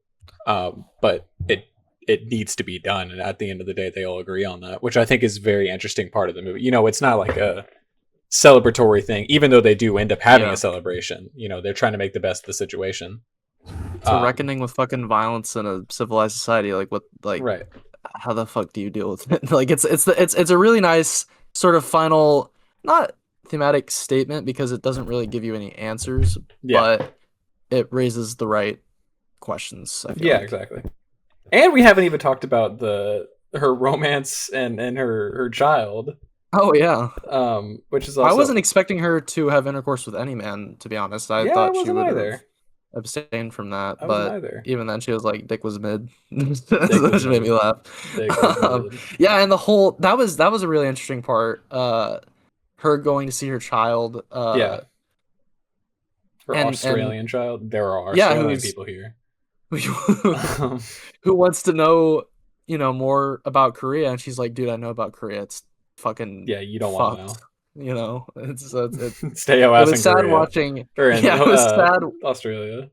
It was sad watching in that respect, and I kind of understand, to an extent where it's like, I would love, uh, I would love nothing more for people to like, um, come to America and experience like everything that's amazing here. But there's also a lot of like really fucking horrible shit that happens here, and it's Yeah, hard to like bring people over knowing that. And even people who like live in Mexico, like there's a lot of fucked up shit in Mexico, but it's still home it's to an home. extent Yeah, to people. and you end up So making the most of it. Yeah, 100%. and he's also PC Dubs still having visual fun in here too. Like he's just like I love the I think I had it as my background like the you have no mother, you have a mother Yeah, scene, like that really didn't need to be in here, but he just kind of wanted to flex and like put that cool ass yeah, shot in. I'm like, I respect that's just that. tough, dude. Um, uh yeah, no, I fuck with this movie very hard. Like I said, it took a yeah. minute to get going, but once it did, and it's definitely in my. This is one of the ones that for me is due for a rewatch at some point. Yes, I Um, think I could take yeah, it. yeah. Even though it's extraordinarily dark, Yeah. just see what more you can squeeze out of it. But yeah, great movie, Great, great great movie. film. 8 out of 10. This is my number 5. Oh, okay. This is a 9 out of 10 for me, and this is my number 4. Okay, okay. All right. Um, yeah. Moving on. All right, we got to stretch here. Um, The story of one young goon. Young Goon, dude. That is just such a fucking good name. Young Goon. If you'll give the movie anything, you'll give it Young Goon. Fucking Young Goon, dude. All right. SoundCloud Yeah. rapper. um God, I'm a this fucking cyborg, movie. but that's okay. This fucking movie. Look, You can go off. I I don't think this movie is bad. I don't think this movie is bad. And I It's as can close see to a vision. bad. It's as close to bad as I can see you thinking a movie is. No, that's not true. I don't think it's bad. I can see his vision, but what it is it's boring. And to me, that's a much bigger crime. That's fair. Yeah, I don't know, dude. There was just a lot of times where I was just looking at my phone throughout this movie. How There's the dare you? whole yeah, I don't it's just a lot of randomness. That's Starring Rain, who we know yeah, I from just saw that. the hit film Speed Racer. I hadn't peeped the cast list yet. You remember the scene in Speed Racer where they're on top of the mountain and the Korean dude saves them Yeah, from he the plays mafia or whatever? He's that guy. legendary character Tejo Togokan, Obviously, yeah, of course, as we all know which I and definitely love. memorized and didn't just read off the um, shit. I don't know. It's just weird, and it's I like gotta listen to his music. I gotta see if it's any good. Rain's kind of a tough name. Yeah, I'm like I'm thinking about the music. I'm like, there might be some. There's kind of an aura to Yeah, that name. There might be something there. in terms of the one word names, like That's pretty good. that's kind of tough. I'm surprised nobody else has tried that. What Rain? First to try Rain. Yeah. Yeah, I don't. It's just weird. Yeah, I don't. I think that just summed it up. Yeah, like it's just a weird movie. I don't really get much of it. It's just two kind of weird people, and they just kind of like each other. Just some little autistic love, I guess. Schizophrenic love. Yeah, schizophrenic love. Specifically. I don't know. I didn't really like any of the characters. They were all kind of annoying to me. I like the scenes Oh, where wow. she goes around Mentally and kills ill people. people are annoying. Here we go. Okay. we gotta stop with the paraphrasing here. I'm clipping them and shipping them today. Bro. I like the scenes where she goes around and kills all the people though. Those are cool. Yeah, I'm sure. Yeah, Yeah. it was a fun Are time. you sure was? I don't know. Yeah, I just I wasn't really into it. Not 100% for me. Yeah, And honestly, their love was not convincing to me. Really? If I can say that, she was not that into him, and I it mean, kind of she's feels got her like own shit. She's got her own shit going on. yeah, but She's it's a busy being a romance cyborg. movie, Yeah, I guess. and it kind of feels like at some point he just kind of decides he's like, all right, well, I like her. Well, that's what I kind of liked about it. It didn't feel like a very typical romance, I and I guess thought that it's was very childish love. that's what I thought was kind of cute about it is Yeah, him helping her out. Because I mean, that's not like I feel like it's not something that's like often covered in movies. Is eating disorders, and that's like kind of the central conflict of this movie is like getting her to eat. And I think it's a very wholesome scene when everyone's watching and she finally does eat.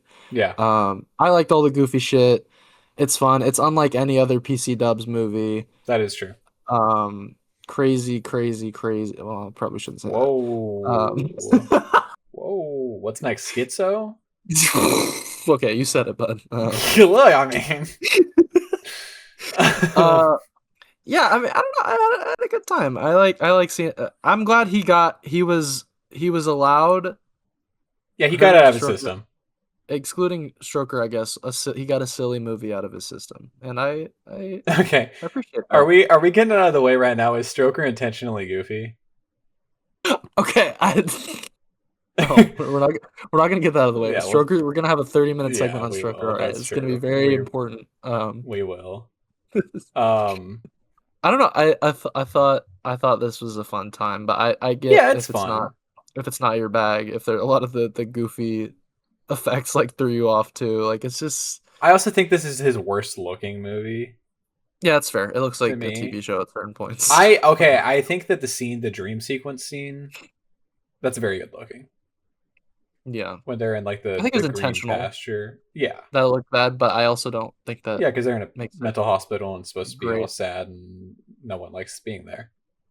Yeah, But I mean typically, but he makes it kind of typically, but he kind of does maybe. I don't a know. fun. I don't know. Maybe I wasn't really listening to what And he said like a I lot. said in my review, I was shocked when they were fucking on the. That was Yeah, crazy. that was a crazy.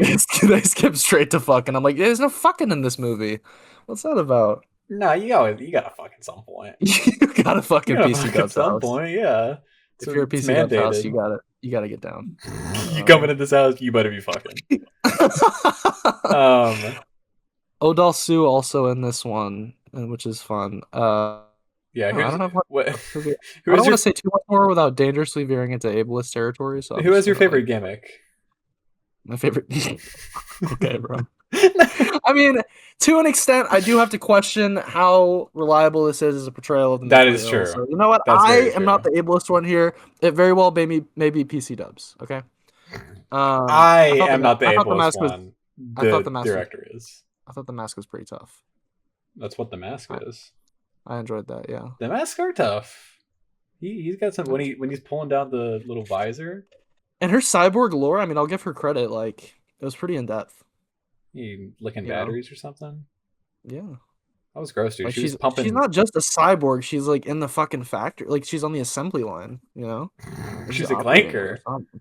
She's now we're just Did getting you really just use the big C? robotist. Robotist. The big CO. Did you really just use? Oh, I can't say hard R. Oh, are you allowed to say the hard R? You had to say the R word on YouTube. Oh You god, never living that one down. that's maybe actually the best clip we've ever recorded on this top podcast. one misfortune. That's top one. Misfortune moment, top one. Yeah. Yeah, this movie, What I was I don't. gonna It's I don't know. It just didn't click for me personally. I had a but- lot. I had a lot of fun, so you may very well take umbrage with my rating 7 out of 10 of my placement at number 7. Right. Wait, I'm sorry. Number 7. Yeah. What? It's the only movie you have below this so far. I Wait. don't have anything below this thus far. Oh my god. Actually, that's fine, I guess. I But suppose. no other choice at number 9. Yeah, this is a 6 out of 10 for me, and this is my number 10. This is my least Straight to favorite. the bottom. Straight Yeah, to the bottom. straight All right. to the Well, moving on. Moving on. I guess we're in the. I don't know. I guess we're kind of in. This is kind of a romance quintupology. Yeah, something like that. If we want to divvy it up, We got because it's something. straight, straight romance all the way until Here's well, Stroker's not really but kind of at certain points. here's the periods that I divided up in. Okay. There is, well, JSA is kind of just its own thing. Yeah, it's like PC Dub 0. Right.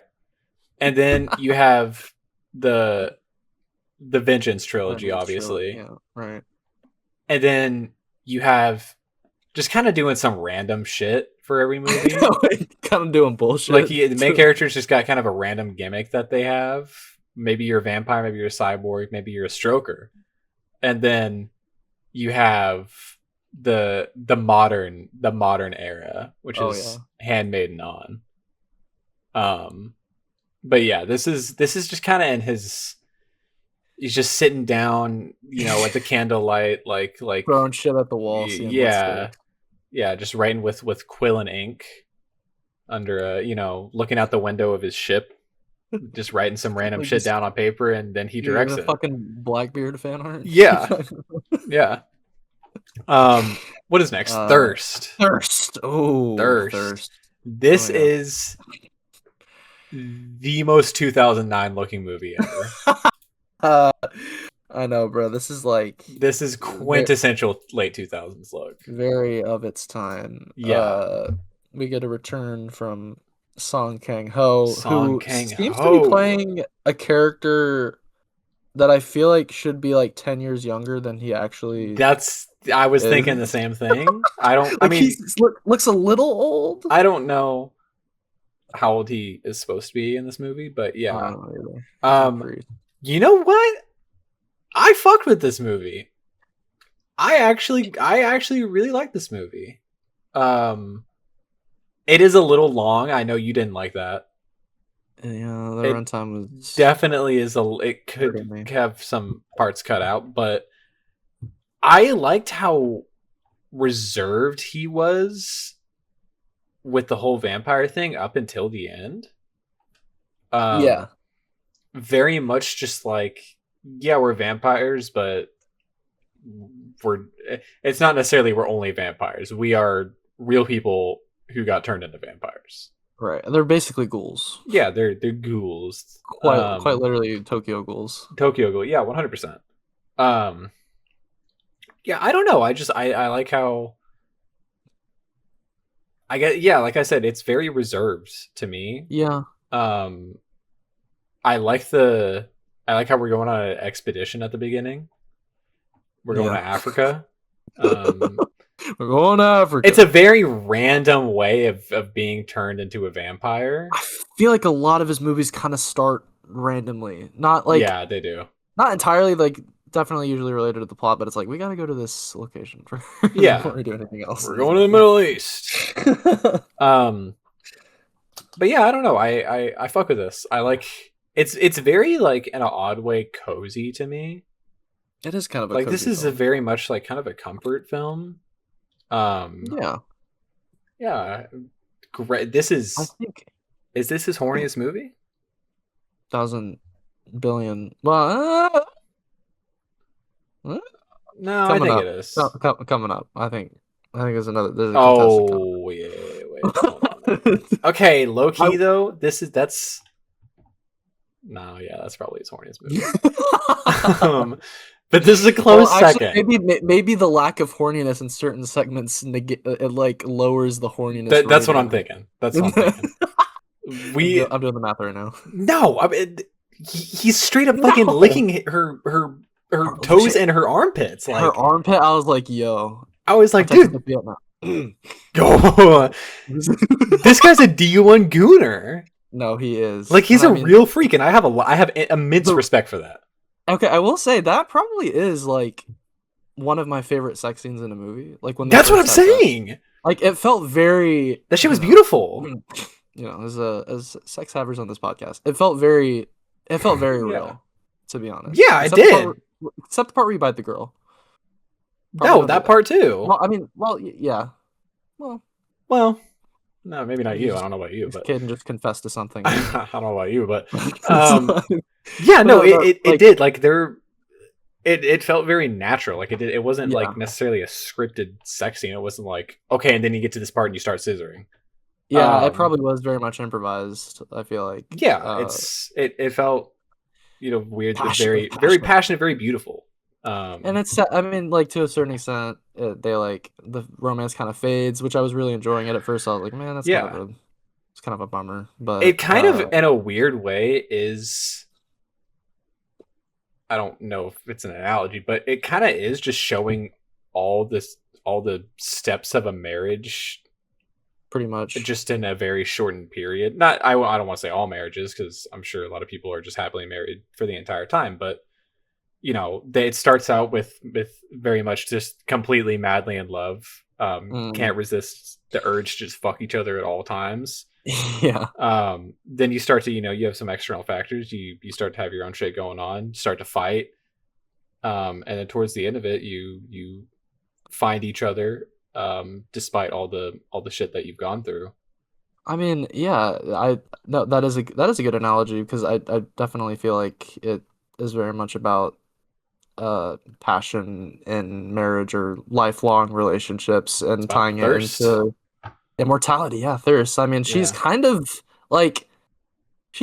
a vampire in the first place before she becomes a vampire because she like, you know, very much is like drained of life Yeah. until, she gets that song King Ho Nut. Like it's just like Okay. as, She gets so that for song Kang Ho Nut. Let's the white comet of South Korea. let's get a deep dive into that. She did. She did. She did. But no, she like I forgot what I was gonna say. This is a great movie The to white watch. comet caught me off guard. This is a great movie to watch with your significant other.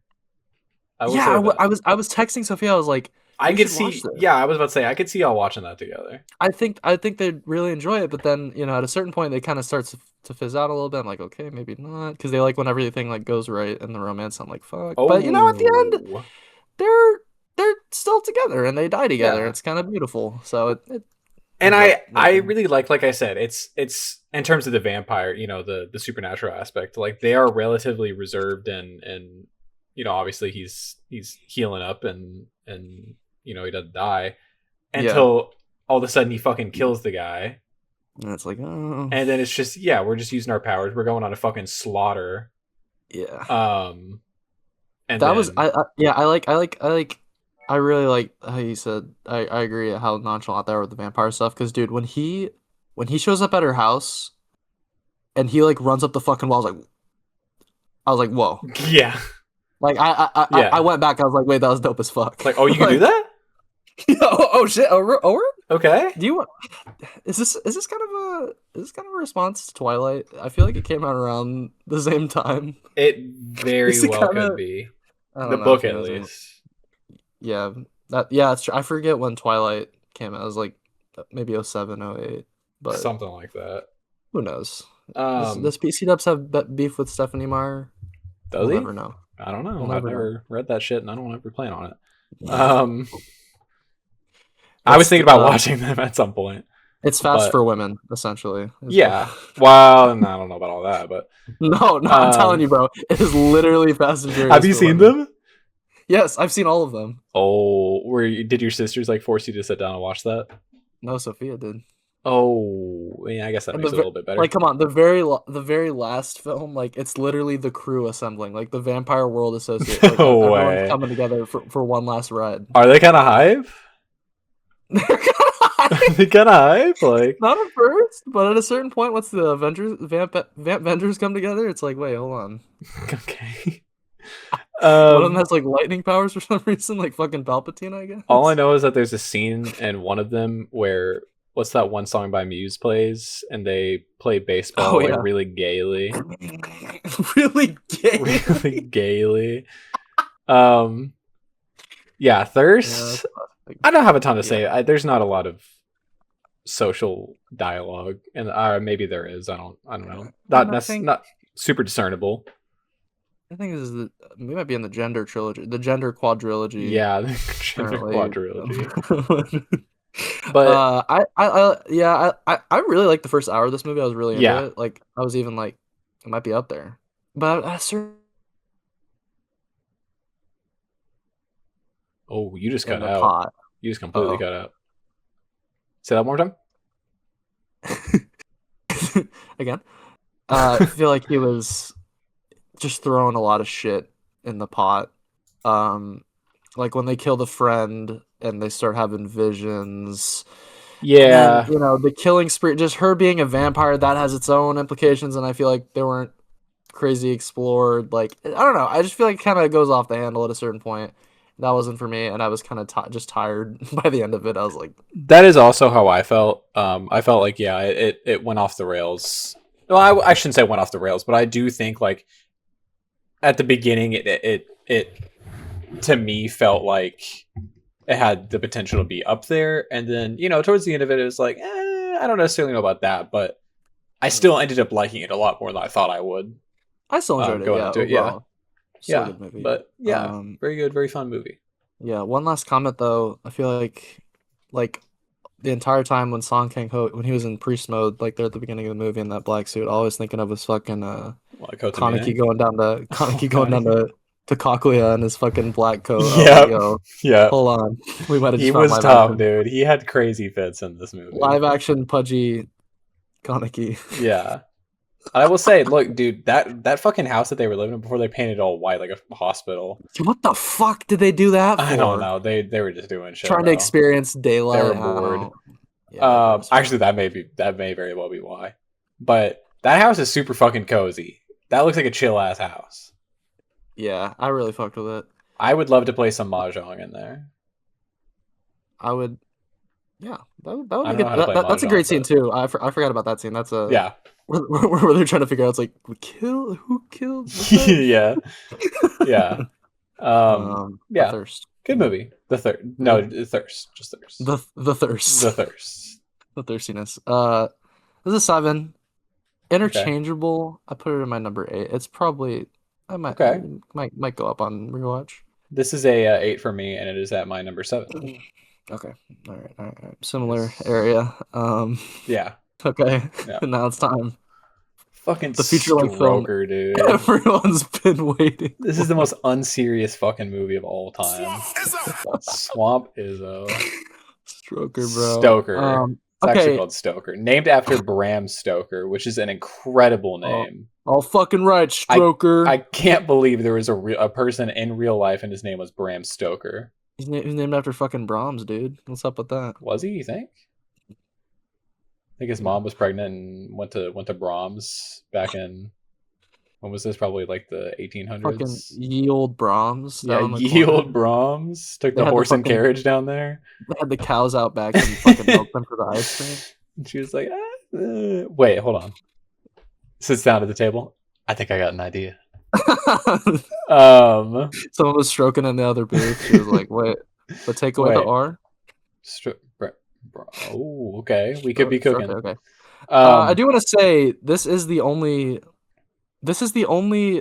PC Dubs movie that he did not write, yeah, you can which tell. definitely shows. You can tell. Produced by Ridley Scott Yeah, that was random as fuck. and Tony Scott. Yeah, that was Pre-death? so fucking random. Tony God Scott bless his died soul. before this movie fucking came out. He died in 2012. Did he? Wow, what a fucking crazy. waste of money. Yeah, I don't know, man. Loser. This is really just fuck it, sure. The movie, like, it's so unserious. It was. Can I say? Do you know who it was written by? Oh, who? What? I saw and I immediately forgot. Wentworth Miller. Yeah, Wentworth Miller. Michael Scofield, the lead from fucking From Prison Break. Yes, dude. No, I know him as what was his name? Fucking Iceman from The Flash. Oh, what was his name? Something. He was cold. Something like that. It was cold. Yeah, Wentworth Miller. Like the one singular movie he wrote. No, he wrote some other shit too. But yeah, this is just so random. I kind of want to say I do feel like it makes sense for PC Dubs to direct this though in a weird way, and if he had written it, it probably maybe could have been a better movie. Yeah, Maybe not probably. by much because the twists aren't like. I mean, this is just one of those movies where it's just like I was, You just you know. know, You know I'm what's gonna bored with the happen. twist because I'm like, okay, well, do you think this guy's gonna do something? Wow, this guy really reminds them of the father. Wow, is Yeah. that a coincidence? I don't know. And I'm just like, don't, Yeah, I right. don't care. But at the same time, like it's kind of a very like generic thriller, domestic thriller script, but then there's just something very PC dubs, not just about the sexuality in the movie, but just this like serial killer dad walking around with a belt as a weapon. That feels very Yeah. funny, like very darkly Yeah. funny. And I don't know if Michael Schofield intended it that way when he wrote it, but it kind of works for PC Michael dubs and Schofield. how ridiculously absurd it is. Yeah, no, 100%. Like it's definitely over the top and it's stupid. I don't know, what's that motherfucker's name? Fucking Ozymandias, Matthew Good. So he has Oh yeah, it's mastered he Ozymandias. has mastered the smug little half smile look. Like He doesn't look real. he doesn't look real this entire movie. He actually looks like he's rendered. Um yeah, I don't okay, here's what I was gonna say earlier. The way you think about Julianne Moore in Magnolia is I think how I think about Nicole Kidman in this movie. Yeah, she's fucking over the top. She is so dumb in this movie, dude. Like she He's so okay, no stupid. one is denying that she's a fucking amazing actress. Of course. Drop The some AMC legendary lines. The legend AMC herself. Uh, commercial, "We need to fuck" line. But God, dude, I just cannot fucking take her. I can't take anything in this movie seriously.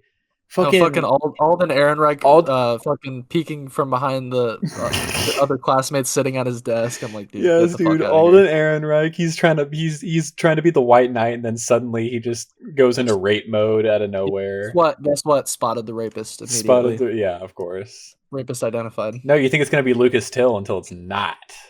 No, Till it's he's not. just he's just a good old bully, which is arguably better. But I mean, yeah, he's still Yeah, kind of sexually my harassed. stroker um, delivers the best fucking line of the movie. Stroker at the peak right there. Never shows back up again. Yeah. Matthew Good is just everyone knows that Uh, he's the killer. Nobody like who doubted it for a second.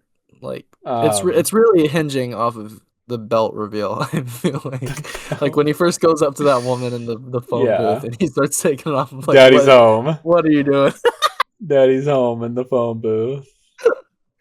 And the shitty thing is, like, I was actually kind of excited. Like when the first scene played, I was like, wait, hold on, this looks kind of tough. Like with That's that whole yeah. scene, like in the That's road what or I'm whatever. I was like, saying. that's how it tricks you, though. It's how it tricks you into thinking that this movie is. I will. Okay, look. I'll say this movie is entertaining. I, yeah, I had a good time. I had a good ass time And watching it. It was the main girl, I think she's great. I forget her name, yeah, the she's pretty good. actress. I don't. I've never seen her in Mia anything. Wasikowska. Yeah, I've never seen her She's in not in anything. much, She's but great. She's really good. She plays the femcel character pretty well the femcell until Daddy shows up and until she's Daddy shows up and fingering herself in the shower. yeah, that was a crazy scene. My dad almost walked in on me watching that scene. I'm glad they didn't. You watching Um, Skinamax in here, bud?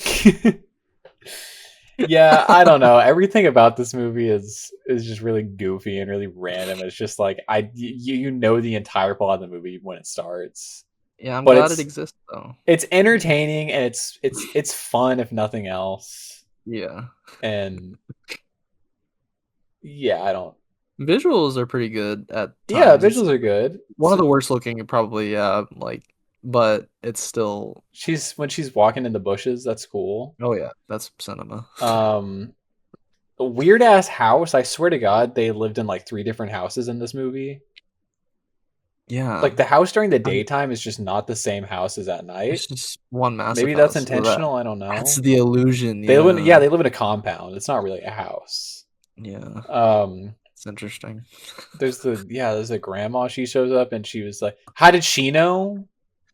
Who fucking How did she know that he was?" He said that he went to Europe and she was fucking like, she was like, "We must gotta have talk." now. All questions will go to wentworth.miller@gmail.com. That's Wentworth. for What a name, that's, Wentworth. that's he went worth, bro. He Wentworth. You remember the JG Wentworth commercials? Oh fuck yeah, I do. Called JG Wentworth 877 cash now. What is And that? that's engraved in my mind. JG Jagoff, is that what that stands for? I don't know. Maybe it is. I don't fucking know.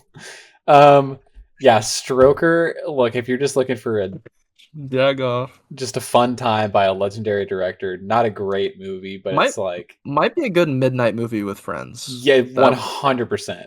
Like If it was I just wish it was a little shorter. Honestly, it's not super 99 long. minutes. How much shorter do you want it to be? Yeah, I guess I forgot how short it was. Hey, that's my baseline principles. All movies should be 85 minutes. So That's fucking delusional. I'll be with you on. I will stand with you on that one. Every time you say that, I can never really tell if you're actually joking. I don't think I ever will know. I'm not, because the next movie is long as fuck. Oh, come on, Bob. You watched the extended cut? Did you watch the extended cut? I might. Because I did not discover that I watched the extended cut until the very end of the movie. And how long is the extended cut? 2:42. 2 hours and 42 minutes. Yeah, I didn't peep the runtime on Letterboxd, so I may have watched the extended. I don't know. It says at the very end extended cut. So okay, no, if you didn't see that, then okay, well, it looks like we watched two different fucking movies. Oh, did we actually? What? Are they like that different? They're pretty different from what I've heard. Really? But let's get into it. Let's get into it. It'll be fun, experimental. The Handmaiden, ladies and gentlemen. You did not fuck with this movie, and I heavily fucked with this movie. Oh, it just bored me to tears, dude. I don't know what you want me to say. I mean, it's lame excuse, but you know, it's the truth. It's the truth. Doug, we're watching passionate lovemaking between two women. Okay, bro. Okay, I will say, the extent, that's my favorite word this episode. The extent. They like when they started 69ing, I was like, wait, yo, this is crazy. Yeah. Did they 69 in the theater? Oh yeah. Okay. They sure did. I was like, wow. It was like that panel of Sukuna. I didn't know you were willing to go this far, PCW. I didn't know you were willing to go this far. It's beautiful. We're watching pure art love. The male gaze. Yeah. Form of pure art. I could never have sex like this. Admitting your inferiority. Like, this is beyond my pay grade. Yeah, dude. I'm not living up to that. Come on. Fucking silver balls in your mouth? Kidding me? No, yeah. This movie, oh, did you see the plot twist coming? Or it wasn't really a plot twist? Or it was. Okay, so they rearranged it, I guess, to where it starts out. I mean, I already knew the premise of the movie, so yeah, you know, she's just trying to infiltrate to get into the fortune or whatever. But they don't reveal that in the movie until what? 20. That she's trying to she's scheming with her fiance to get the wealth, to take the wealth. They don't reveal that until 25 minutes into the movie. Where I heard in the theatrical, it's they're pretty immediate about it. No, they didn't. No, maybe I did watch the extent. Maybe you did. Wait, okay, you're talking about the main character. Yes. The thief girl. Suki, yeah. Suki, yeah. Suki. I remember the movie's 4 hours long. I remember the names. You saying they didn't reveal that she... I guess they did. Relatively soon. No, they didn't. That she's a thief? I can't remember. Who fucking... You know what? Whatever. The twists in general... I don't know. I kind of just saw him comment they didn't throw me for a loop really, because I'm like, okay, she betrayed her. Makes sense. We I knew guess that there was always that possibility, but then that they're gonna betray this dude in the end and run off as girls get it done. A couple. I'm like, that's the moral of the story. I as soon as the bathtub scene happened, I'm like, okay, they're gonna kill this dude and they're gonna run away. And I'm not typically like that with movies. I don't try to read into the future, but it just very much felt that way. I was like, I don't believe that they fuck with this dude for a second, and it's nice on that level. as a queer text, but like it's just the I don't know. It doesn't have the ambiguity that I like in my PCW films. It doesn't have the fun I guess that's fair. it doesn't have that. But I didn't necessarily need that though. I think yeah, that's fair. it was a beautiful tale. I think it's very well, it very much like weaves a story over time. Based on a book, To which is way me, more yeah, intricate. and I can see that 100%. Yeah. I don't know. I don't really have a lot to say about it necessarily. I think it's, I Beautiful probably movie. should. Yeah, it's very beautiful, like visually, it looks great. The house is super cool. Like the set design is Dope awesome. production design, yeah. Yeah, production is great. I think just the idea that this household, like I said, they're living in the Zenin clan. The idea that this household is just so monumentally fucked up, and you don't. Oh yeah. To me, I didn't actually 100% realize it until that scene where The she flashback section. was giving, and I was like, "What the fuck is she reading, dog?" I don't know. Yeah, that part started to kind of lose me because I'm like, I get it. I Well, get that was what's their going on in this porn. house. It was their porn, bro, and they were But all you sitting just- up like fucking John Hamm and Mad Men in the movie theater, like But you just force leaning forward when she was describing the pussy. you force even more women to engage in it for your pleasure. Yeah. Do you think Park Chan Wook fucking hates men? I think so. Is this but I fucking also- play about us? But I think he also like hates himself, like as a man. Really? Do you think? Oh, feel do you think he wishes Because like he was think a about woman? how, yeah, like think of how much shit is in his movie. Yeah. Wait, oh, dude, PC Dub's transition. Wait. We need to get behind this. This could awaken another level of consciousness. When, Dude, dude, we could see Wachowski elevated adds- filmmaking. transition. We get our Speed Racer Right. from PC Dubs. I'm in. I'm in. It's go time. He has a family, by the way. Um, She pretty soon. yes. Yeah. Yes. Yeah. I don't know, because he's kind of gooned out.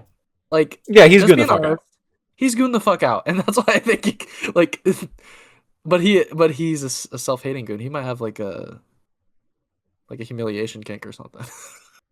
Yeah, for sure.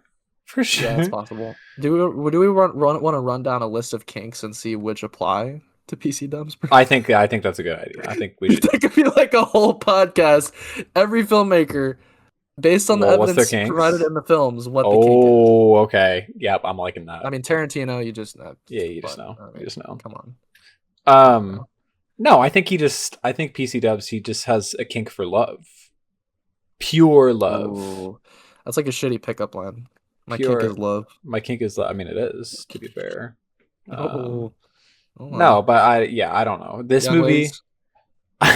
I don't have a ton to say about this movie. I think it's just one of those things where you watch it and you just see for yourself. You just watch it. And You watch just it, watch and it. You watch it. And you watch it. And You just watch it. Oh, Count Fujiwara, the guy they were conspiring with, rapist, got him.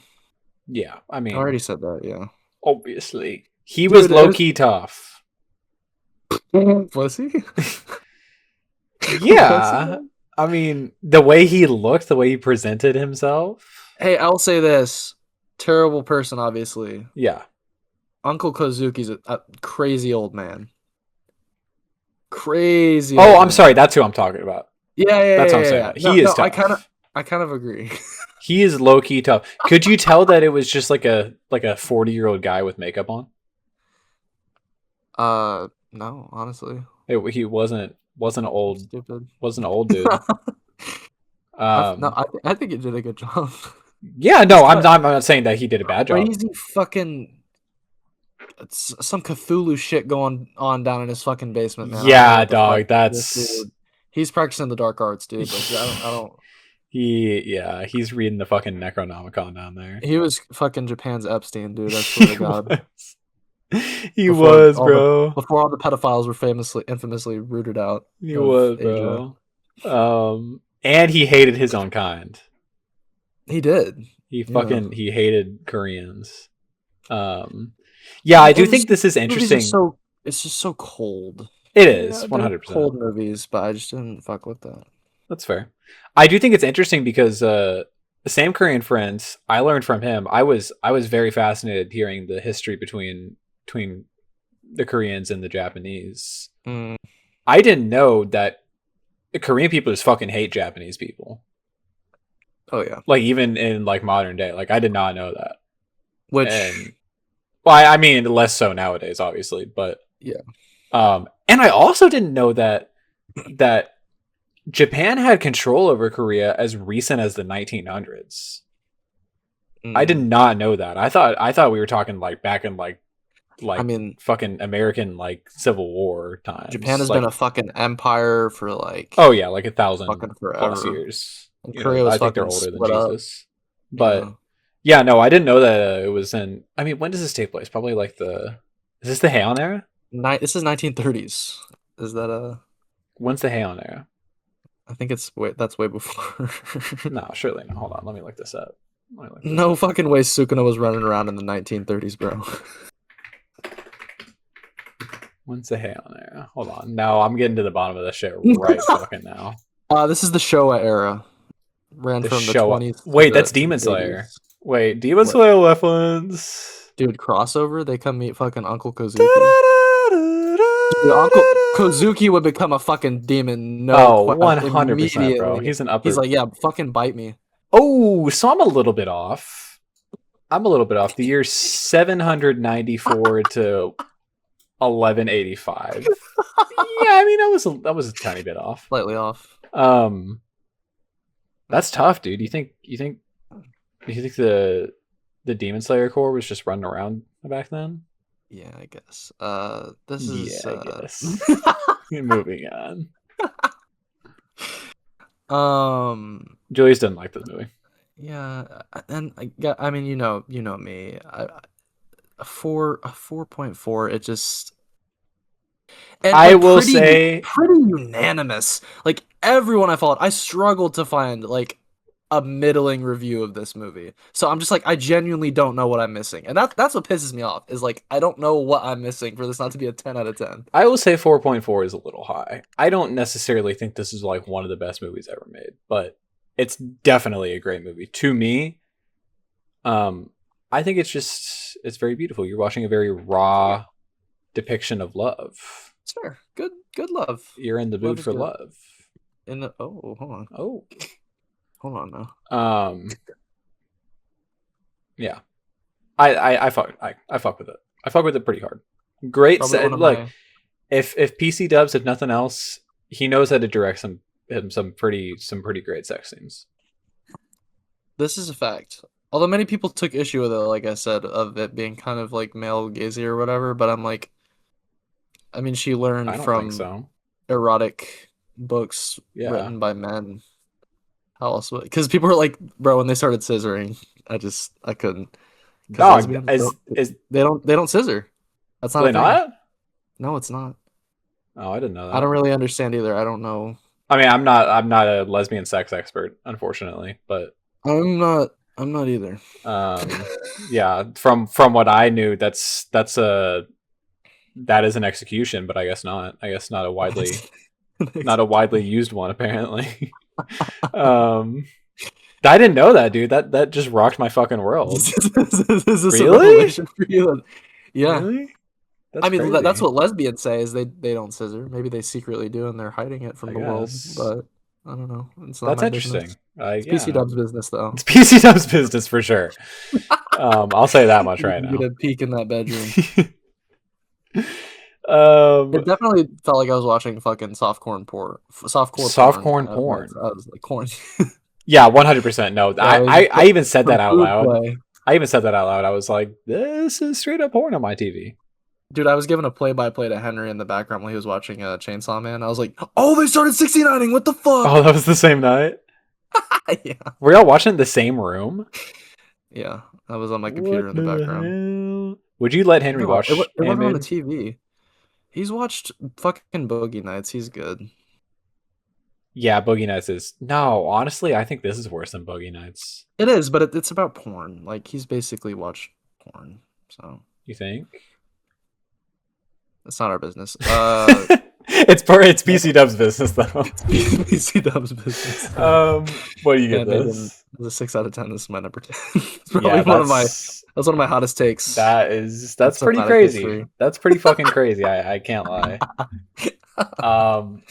This is a 9 for me, and this is at my number 3. Okay, all right. Okay. Moving on to no, I'm labeling this era. This is the technology ... era. This is, dude. There's a lot of looking at tablets and recording voice memos and Decision to Leave. I mean, this heard about this one since it came out. Like, oh yeah.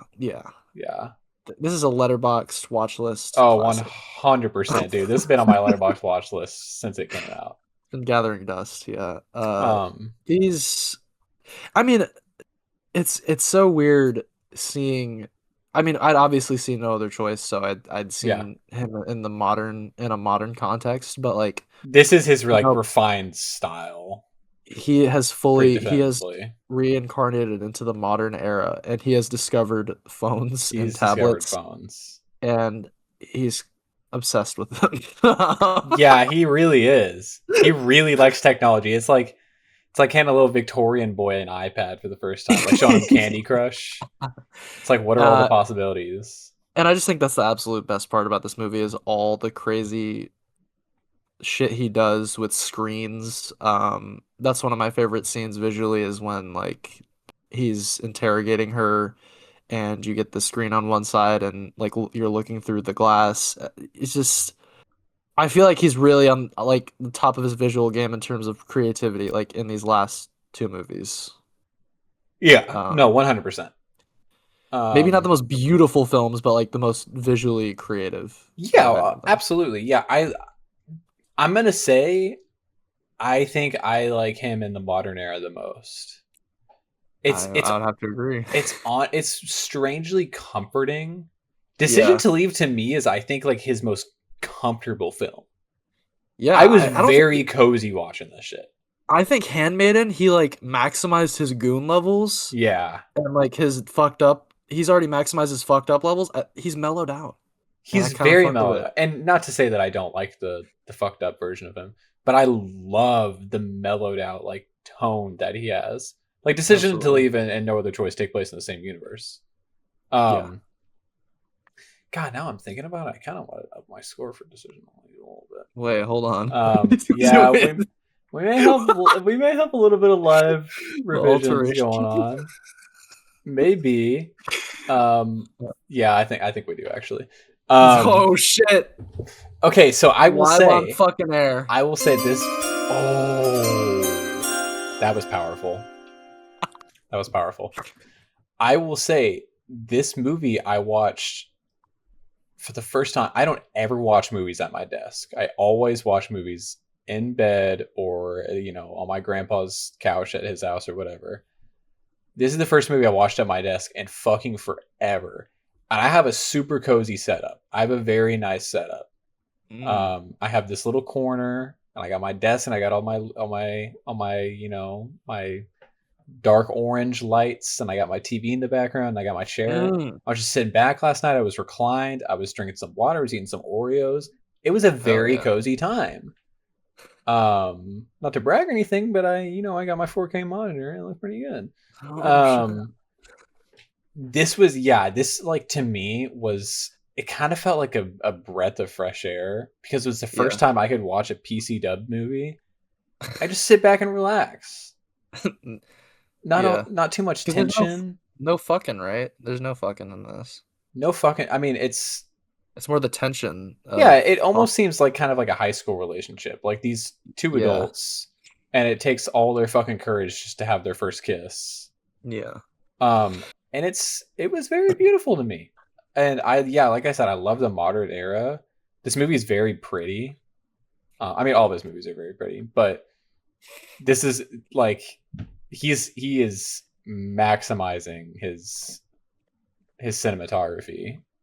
Oh yeah. Here, the shot of when he's looking at the text and the dot the screen, it's his reflection. I was like, dude, what a fucking great shot. Or the okay, yeah. Another thing I fucking loved about this movie, and it just it speaks to his creative potential as a director and the creative potential that's introduced by screens and modern technology Yeah, is the main character, I forget his name. It's Park Hae-il yeah, from Memories of Murder, the yes, prime suspect. Except he's the detective this time. right. Uh, I love that he is like actually physically present in when he's like looking from afar or through a screen. He's actually physically there. Like I don't think I've seen Yeah, exactly. another movie do that. It's like if you made a movie about if you made a movie surrounding Vin Diesel's ability to replay crime scenes in real time. Dude, that's I was gonna fucking mention that. I'm glad you mentioned that. The fast brain. He Canon has the same ability as Vin Diesel in They need to team up. 2009's Fast and Furious, I'm where going to Korea. he can inexplicably see the details of a crime scene after the events have gone down, which I think is great. That's a fantastic scene. Like when the mountain, when he's like, you know, when he's recalling what might have happened there. Like Yeah, I, I love that this is because it kind of has noir-ish movies in tone, but this is like yeah. a true like a noir for the modern age. I Oh, think it's 100%. really fucking cool. I think he's a great protagonist. He might be one of my favorites because he's a little sad boy, you know? Oh, not an He's a old boy, little but a sad sad boy. boy. Yeah, old to sad, yeah. Old to sad, sad to old. Um, What yeah, no, else? I don't. This movie, like, yeah, it's just very relaxed. Like you're very much taking in events as the main characters are, if that makes any sense. Yeah, I don't know. I don't have a ton to say about it, but I really fucking enjoyed it. I did too. Um, What'd you make of the ending? Because the ending is kind of like, because at a certain point there's like an order to everything, yeah, but towards the end it kind of all just starts like falling apart, sort of. yeah. I don't Um, know. I think it's just kind of like it's all catching up to them. The not necessarily consequences. Well, I mean, I guess he did cheat on his wife, so it kind of but did he no, cheat on his wife? Yeah, he did. emotionally. Yeah, he referred to that as micro cheating. No, he My wasn't. He was macro cheating. macro He was cheating. macro cheating Yeah, here. it's pretty wide, pretty thick, um, thick form of cheating yeah, thick form of cheating, pretty viscous form of cheating. without the sex, Um, without but the yeah, white I think content. it kind of was just all the cover ups just catching up to them at a certain point. I don't Yeah, know why she had to kill herself. Truthfully, I don't. I think that was a little extra, but that's a pretty bad way to go out too. that's sad. Yeah, not good. Don't kill your Not the best. don't kill yourself at the Guys, beach. don't kill yourself. Don't kill yourself, period. No, just don't kill yourself at the Um, beach. No, don't kill yourself. Period. Don't kill yourself. Specifically at the Period. it's not a good place to do it. But particularly at the beach. Tried it. It's Yeah, not tried good. it. Not Uh, didn't really work out too well. Um, yeah, I don't know. But I really really enjoyed it. I Great wish I could say film. more about it. That's I that's fair. It's kind of but I very it's it's straightforward. yeah. But I don't know. I think it's really just the way that he delivers on the narrative Yeah, the that makes this execution stand out. Yeah, 100%. fantastic. With that Uh being said, I think I am going to move this up. oh. This is a 9 out of 10, and this is coming at my number 4. Lady Vengeance drops Oh down to number 5. shit. I do believe. Shit. I think I like this a little bit more than Lady Vengeance. God Um, damn. A up for lot a of this list is rewatch. interchangeable, I will say. A Yeah, lot of this that list is true. is I could shift things around. Most For def. example, this, yeah, 8 out of 10. Number 4, I could easily Sympathy for Mr. Vengeance. That movie just hit me so deeply, Yeah, that's but fair. this could go up. This could Yeah. go up on rewatch, and that's what's so great about his filmography. But with that being said, Thank fucking there God. there really was no other choice, was There there, really was ladies no and other gentlemen? choice. I don't think it's recency bias. I really don't. This I is a fucking this is a this is just a fantastic movie, fucking phenomenal movie, dude. Oh my god. and I appreciated it so much more on second watch. Yeah, yeah, yeah. 100%. I went and saw it in Where did theaters for my second watch. oh hell yeah, This is actually like the second or third movie I watched when we were going through these movies. yeah, But yeah, God, dude, like it may take a second to get going, but oh my God, once not even it doesn't even really take a second to get going, I guess. Um, it's just so like well done, such a great critique of like absolutely, of the or not Japanese Korean economy. Um, yeah, I don't know. He just execute like this is him with like a full creative vision. Like he knows what he's doing. He knows what he wants. Um, absolutely, and he's working with Lee Byung Hun, yeah, top of his fucking game. working with yeah, like fucking valedictorian of his class. Chill, most chill. It's the most chill movie too. 100%. Like Like this is such a comforting movie to watch. very funny, very wholesome. Because like this is a family that you really root for. Yeah, Unlike a lot of the other movies, which have kind of like dubious, more morally dubious protect. I mean, he kills people, but like it's for a good cause, I suppose. no, you're good, Bati. I I no, I really I fuck with the family. I fuck with like the wife. You know, she's a real one, even if she no Yeah, the dance scene's a little hard to watch, but like she you know not great, but she ain't do nothing wrong, and she's a ride or die, yeah, which is what 100%. you would hope She to has good find. intentions. Um, Um, yeah, no, I don't. It's and he's such a likable main character too. Like he's yes, so lovable. All his mannerisms, his very funny. very like yeah. I don't even know how to explain it. Like that fucking scene when they're arguing and he hits his head on the fucking light and it just Yes, cuts to the next scene. Like yes, that's just dude. such great All the comedy. cuts, like the editing of this movie, it's such a Oh, fucking good looking movie. crisp, so beautiful. Just the overall theme, like it very much is like yeah, obviously it's his life and you know you're rooting for him, but like I think it very much is intentional. Like at the end of the day, like we're doing all this over a job at a paper mill, Where like you'll work with nobody where you else work with nobody. Yeah, and like the absurdity of the situation, and equally yeah, like how sad it is that these are the lengths that you have to go to right. in this you know world is just so great. And I didn't even Um, realize, you know, how until second watch, like how similar he is. I mean, because he shares qualifications with all these dudes. yeah, If not, they're even better than him. But he's so similar to every single one of them, and I think that's such yeah, a cool detail, you know, as it escalates. And the murders get more and more grisly. Like it starts with yeah, him like with the oven mitt over his hand, then it has the fucking then he just straight up shoots second guy in the face, and then the last dude, when the fucking the puke like in the fucking yes. the plastic wrap, like That's God, fucking did you? gross, I dude. mean, he had to make it look like an accident, but like that's the most. I feel like that's the most brutal one of them all, even if he didn't like Right. shoot him necessarily.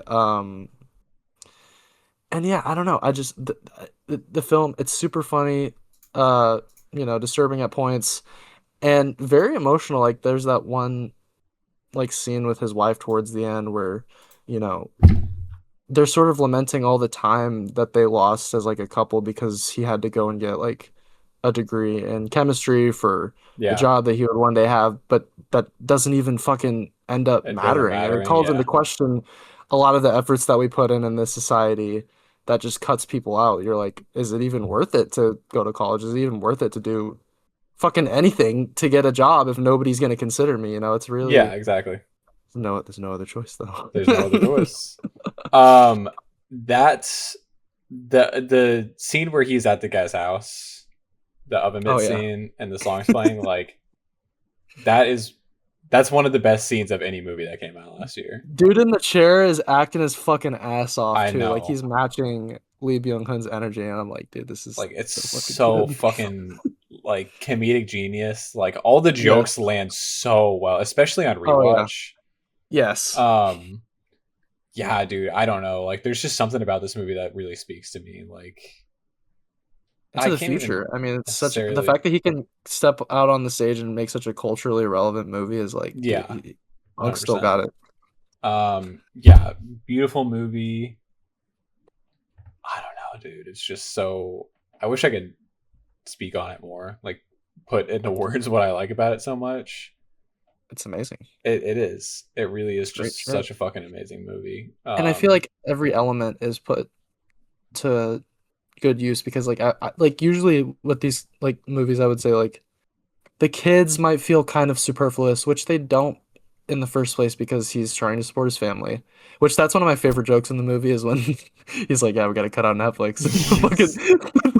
the jingle Yes. plays. He's like, "Gotta watch one more show Yeah, we before it gets gotta cut." get one more in. It's sadly funny. But Yeah. like, no, I think even the kids are like very important because you have the son that's kind of like following in his footsteps to an extent, and then you have the daughter who echoes everything and repeats uh, everything that's said in the house, and Yeah. her songs, her music. That's a beautiful use of music. Her songs reflect the moods of the house. We open with her like putting together like playing a beautiful song on the violin, and then it ends with her like doing a super tragic one. I'm like, Yeah. he just thinks about all these fucking elements and like he's such an effective filmmaker at this stage that I'm so excited to see Yeah, his whatever else next he puts movie, out. like, I I'm don't know, hyped. dude. Yeah, he's fucking amazing. I don't know how this movie wasn't not. Well, I do know how. It's because the fucking geriatrics over there at the Oscars don't know what the fuck they're doing. But this movie should have gotten nominated for. It didn't even get nominated for We gave you international. Parasite. You know, now you can't complain for another 20 years until we nominate the next one. I know. Because what else got nominated for foreign film? Um, That's none of Cy them are better than this, I guarantee you. Siret, whatever that fucking movie is. Uh, Kokoho. I don't even know. Secret Agent. All I think It's fucking it was random an ass. I think it was an accident Yeah, also. it was an It accident. it I was don't just an know. accident. I Sentimental can't. value. I can't imagine. I can't imagine any of them being better than This this. Honestly. 1000%, yeah, this 1000% deserves This the nom. is. And even just for Yeah. technical shit, Yeah. like for I don't. editing, It's just so fucking. It's just so fucking good. I don't know. bare minimum, but it's peak. Yeah, it's fucking peak. Um, we talked about it on last episode, I guess, but Oh yeah, yeah, this is a so fucking this is good.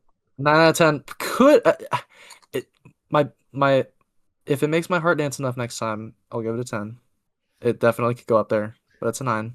But this is my number one. I put it up after I watched it. This is a 10 out of 10 for me, and Mm. it is my number one as well. God damn. Well, Just so at fucking least we have masterfully that. done. At least we have Yeah, that, brother. yeah, yeah. So fucking masterfully done. Recency bias. I don't know. I don't think it is recency bias. I think it's just I that really don't. he's just a fucking master. He's got it. Yeah. He's got it. And Um, that's PC Dubs. that is PC Dubs. Fucking Very genius. full, varied filmography. I'm Oh glad we yeah, covered him. 100%. We've been This talking would about it be for a a little bit.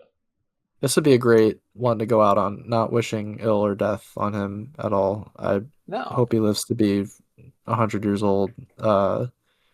I think he's just But kind this of like is a chill dude at this point, yeah. who I just kind of mean, sometimes makes movies and they're always really good. I'm hoping we get the mellow, modern vibe from him. You know, Yes, uh, I hope we continue with that. But I hope this is a trilogy. at the same time, who knows? I will watch anything that he puts out. The decision to leave no other choice. What will Something, the third one be? On the table. something like 3 words. There you go. on the table. Decision to leave no other choice on the table. I That's the will trilogy. say he's got some great names for movies. I think Yeah, No Other Choice and Decision to Leave. It's like, oh, those are just those are hit. hard as That's fuck. powerful. It's aesthetic. Like, yeah. Um, do they say the name? Okay, hold on. They say No Other Choice. This is my decision to leave. They say Old Boy. Yes. Sympathy. They I say don't The know what. Handmaiden. context you would say? Decision to leave. I think she says it. It's possible. Lady Vengeance, they say? I don't think so.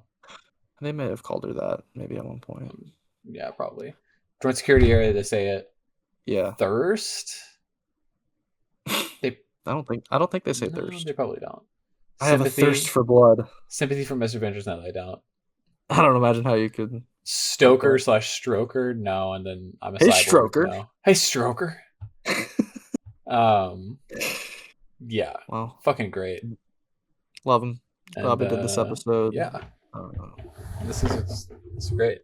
However, we got a couple other things to talk about. What do we got here? We got a couple other things to talk about before we wrap.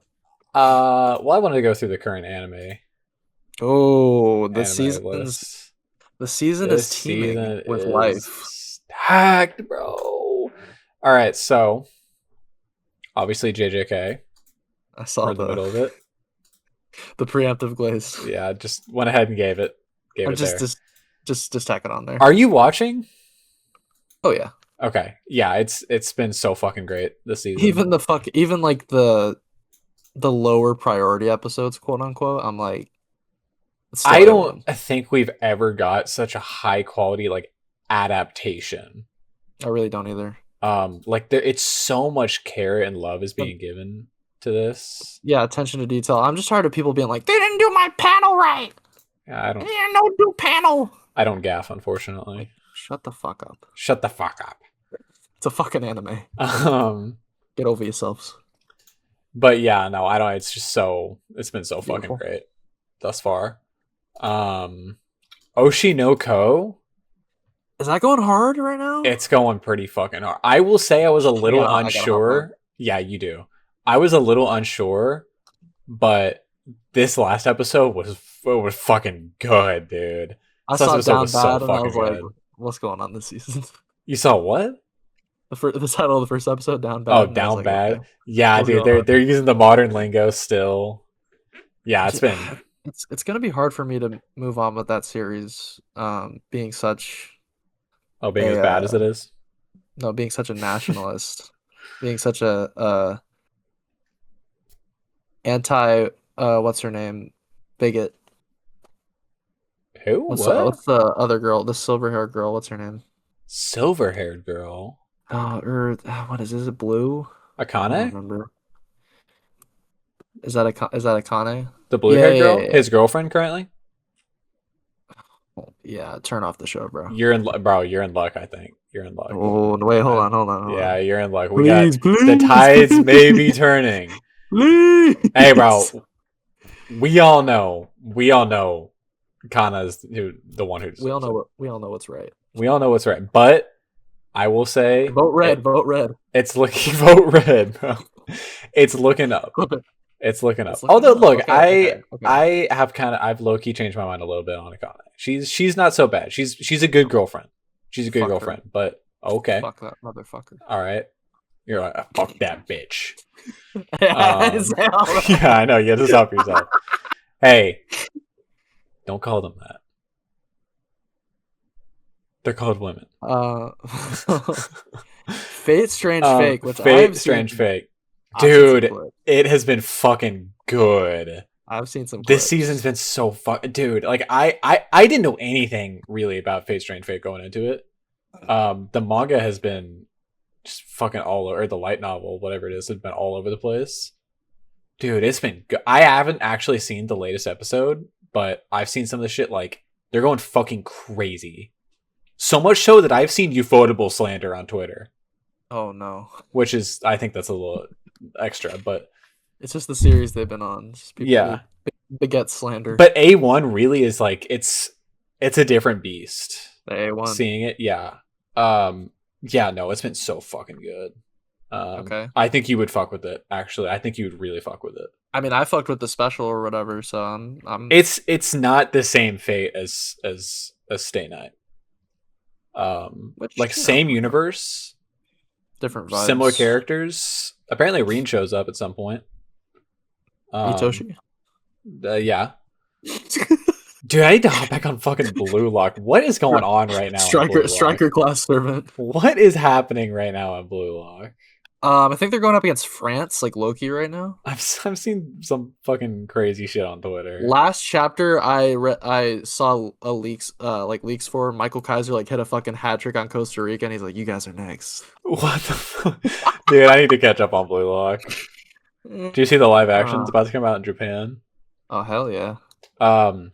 Yeah, that's all the anime I'm watching right now. I need to catch up on Hell's Paradise. Okay, Well, I was gonna ask if you were watching that, but I need to rewatch the first season.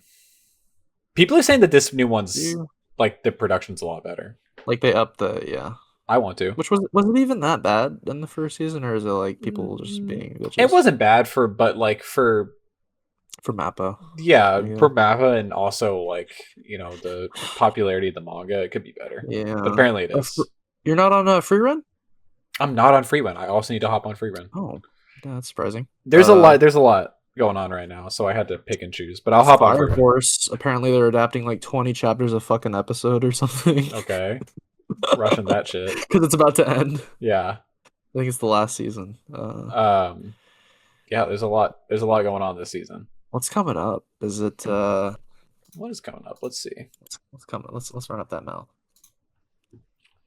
Bleach, obviously. Yeah. When is that? What season is that? Do you know?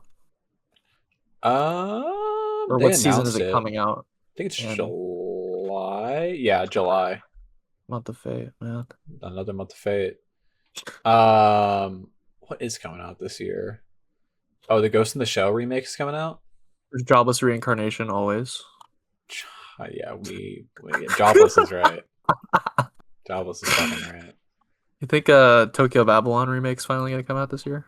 No, that shit's gone like forever. Like I think they actually deleted the files. No, legitimately, like burn everything. I don't know. They said, we got some new Classroom of the Elite coming out this spring. Holy peak, dude! No, we need that shit bad right now. Holy peak! No, Classroom of the Elite's actually like the pinnacle of. Is it elite? The pinnacle of slop. Yeah, it is. The pinnacle of slop. It actually. No, it's not even slop. Like it's actually good. Like I don't know how, but it's actually good. I'm hearing rumblings. From bumblings. One Henry. What? He keeps, and I just keep advising him against it. I'm like, he keeps eyeing that old Gatari, the old apostrophe. Dude, he texted me the other day talking about that shit. And I was like, bro. He's not gonna like it. I know for a fact he's not gonna like it. Y'all could do an episode on that. And I'm not rewatching that shit. Like, really? You wouldn't rewatch that? Dog, it's 100 episodes of yap. You rewatch Attack on Titan. Yeah, but that's peak. No. Okay. KO started watching Attack on Titan. Oh, I know he's gonna have the most fucking abhorrent takes I've ever heard in my entire life. He hit I kind of being misleading saying he started it. He stopped. Okay. He hit Tross District when he's putting the shit in the wall, and he was like, "This shit's boring." Oh my god, bro! Look, I love Monogatari. That's my boy. I love Monogatari, but I'm not watching that shit again. If Henry wants to hop on it, we'll do an episode, and I'll do it based on memory. Henry's just sucking your dick, and he wants to do whatever series you've seen. That's true. That's true. But like. He's probably doing it as like a favor, so like, oh, now we can do now we can do quintessel quintuplets. Quintessel quintuplets. If we ever do that, has to be the title. Relationship. You can't drop that, bro. Yeah, we've said it on the pod. We've said it. No, that's such a fuck. I don't even remember where it came from at this point. It wasn't even that long ago, but I don't remember the context. But we have to. Quintessel quintuplets. Quintessel quintuplets, yeah. If we do that episode 14 years in the future, no, 100%. That has to be the title, and like he has to spell it out for us. Yeah, he has to determine how it's spelled. Yeah. I mean, is there anything else to? I was gonna talk O-Dub a little bit. O-Dubs, yeah, as you guys saw in the intro, may or may not have seen the intro. I don't know if I'll put it in. No, you gotta put it in. All right, I'll put it in somewhere. Doomfist got slimed. But right after I So say that. Overwatch released a gigantic. I don't really talk about Overwatch too much on the pod. And this is huge, though. This is massive. This is it's a gigantic drop. Those who know me know that I am actually a grandmaster in Overwatch. I am a grandmaster Lucio One Trick. Not to brag. Not just I am grandmaster rank. I am a grandmaster. Yeah, I'm a grandmaster. Like you're one could say I'm the grandmaster. I thought you were gonna say something else. But, we'll just continue. Old boy's not too bad at Lucio. Who's the most busted of the new characters? Is there one that's like Jetpack Cat? Honestly. Oh really? It's kind of fucking disgusting. Actually, what's crazy about the cat? Just the mobility is ridiculous. Like it's is he hard to kill? So fast. Oh. I don't know if it's a he or a she. I think it's a she. She's so fucking fast. Like it's disgusting. She's so fucking fast. And she does too much damage for what it is. And so you know what her ult is? No, I have no clue about their kits. Her ult is she drops down into an area of effect and she picks up someone on the enemy team and they can't go anywhere and she just drops them wherever the fuck she wants to. So she'll pick up your fucking Reinhardt and just drop him off the edge of the map. That's ridiculous. It's disgusting. She can carry around her teammates. Last 30 minutes, we're just gonna go over these new heroes and their kits. It's actually fucking disgusting. Okay, I'm gonna talk about everything. So, all right, let's go. Big update is obviously there's been an issue. Overwatch hasn't felt cohesive for a little while, and I think that's what they're trying to fix. So they are going a lot more into the lore. We got a new cinematic, first new cinematic in like 3 years. Vendetta, who they've been building up for fucking forever, and everyone kind of knew that she wasn't just going to be like just any ordinary, new character. They're building up for forever, and the cinematic, she fucking kills Doom. She slimes his ass out. I don't think he's really dead. She throws him off the side of a mountain. No body equals not dead. So here's my guess. He's with Jinx. He's with Jinx. And the cinematic. You see, I don't know if you saw when I was talking. So it's confirmed after that happens.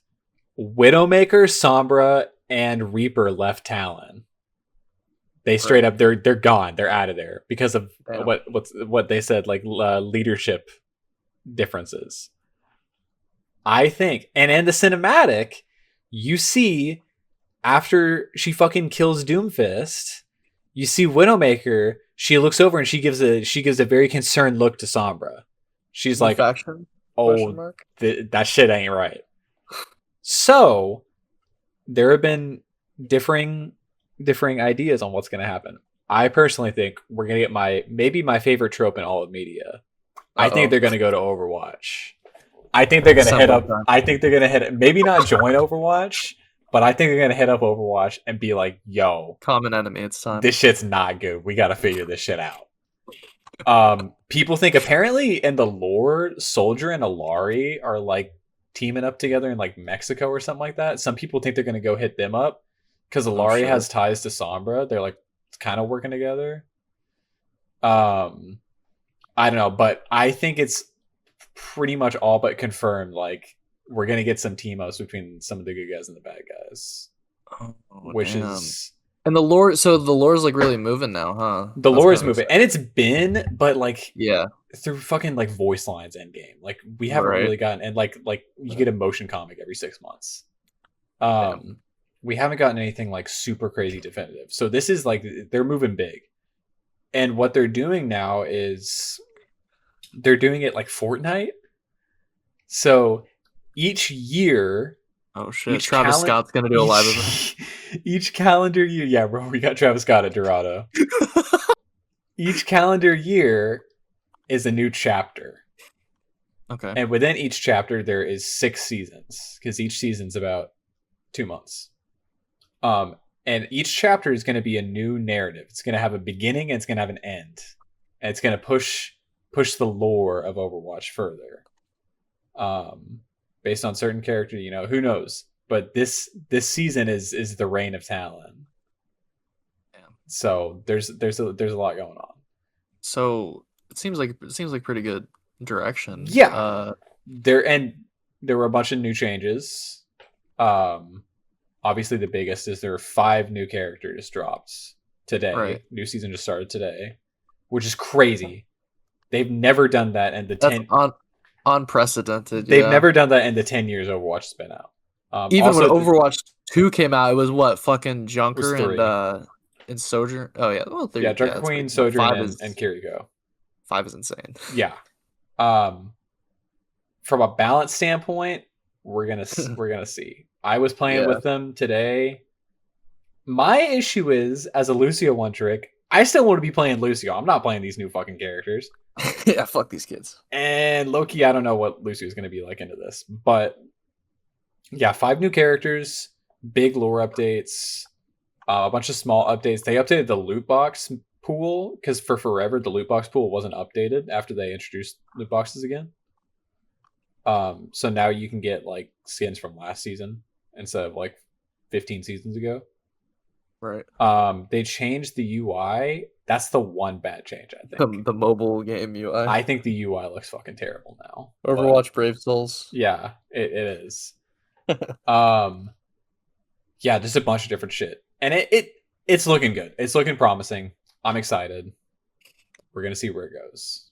But definitely feels like it was pushed to this point. Yeah. Due to competition because, 100%. Rivals. I mean that they came out with like a competitive thing where they're like, we're gonna add a hero like every fucking month. So I'm imagining. I don't even think it's damn. I don't even think it's Rivals at this point. I think it's Deadlock.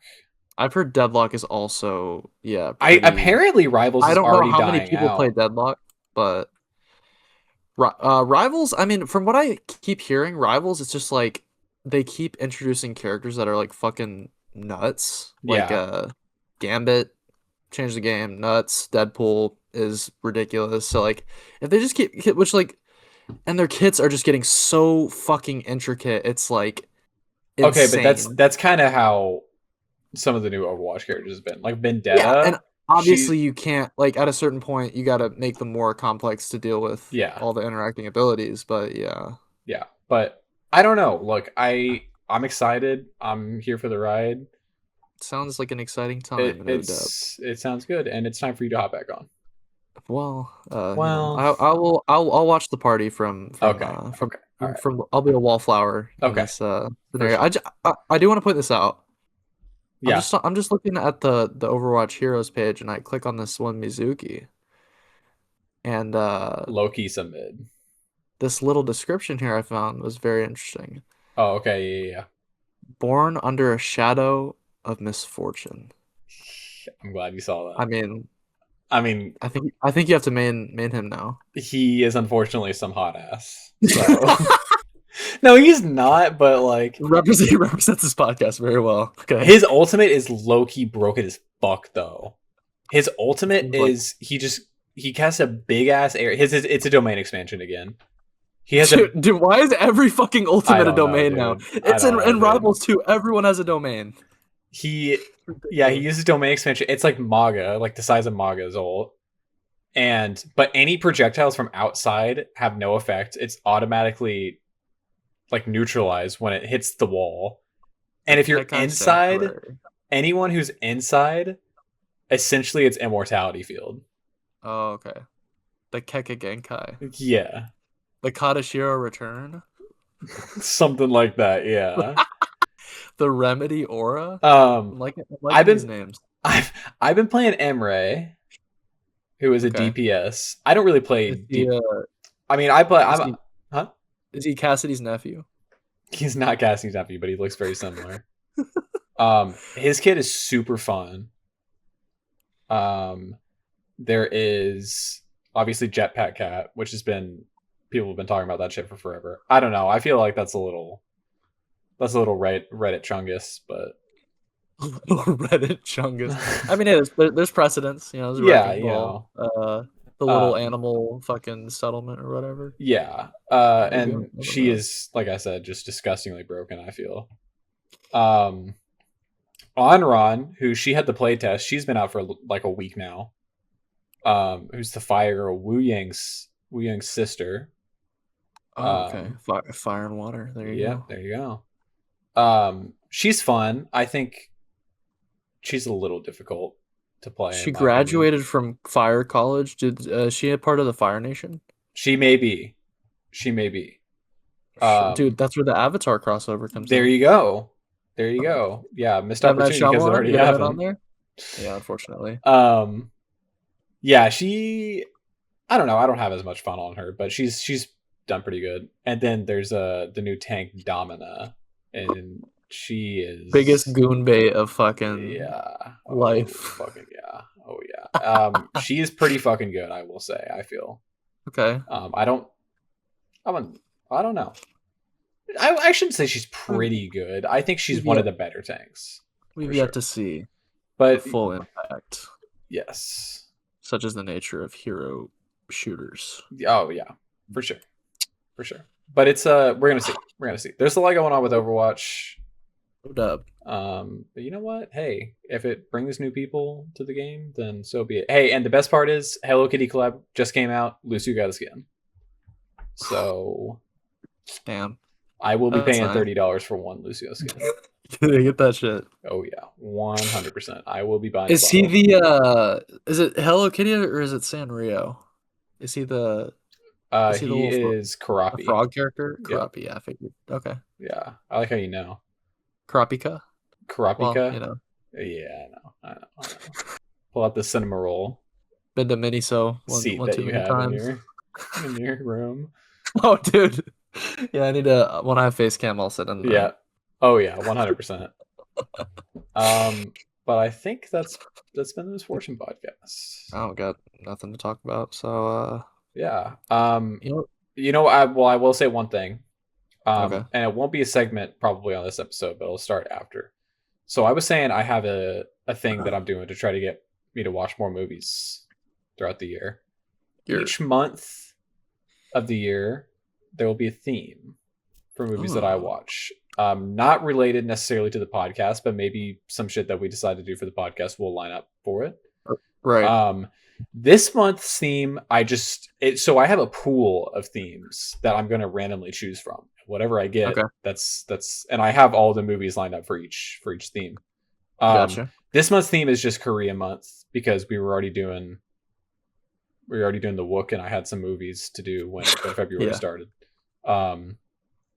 But at the end of every episode, I'll talk about the movies that I watched, whether it was That. It'll be the month prior. But yeah, so I'm fucking with that. next episode I'll talk about all the Korean movies that I watched You always- outside of PC dubs. You always have a little corner. You always get a little segment. Yeah. You're the segment guy. I am a little bit of a segment guy. I am. But I think this has been the Misfortune podcast. This has been the Misfortune podcast. Oscar noms are out. Would that be? Is that next episode? I'm thinking Yeah. that's next episode. I'm thinking that's when are we doing that? I mean, because when are the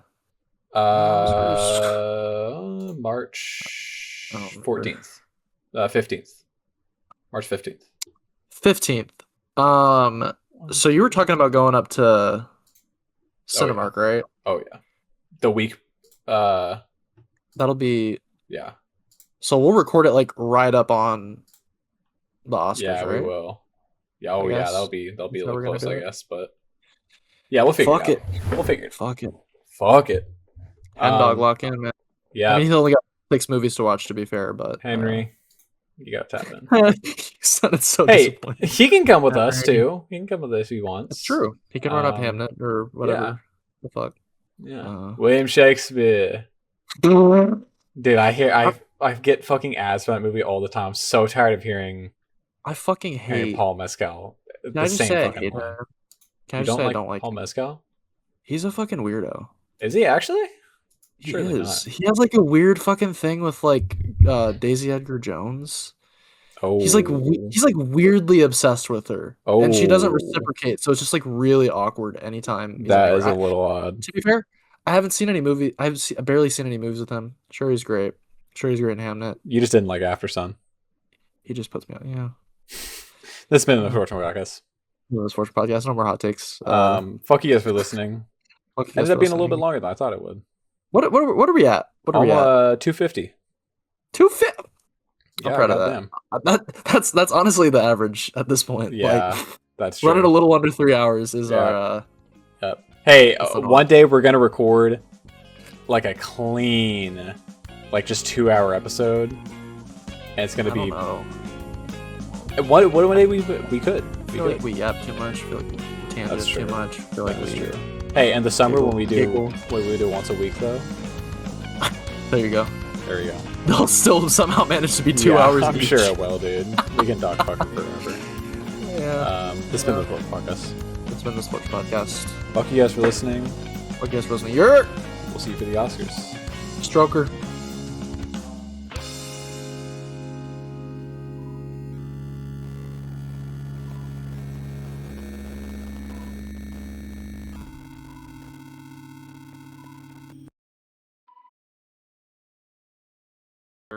Okay, we're gonna watch this. I need to see what you think about this.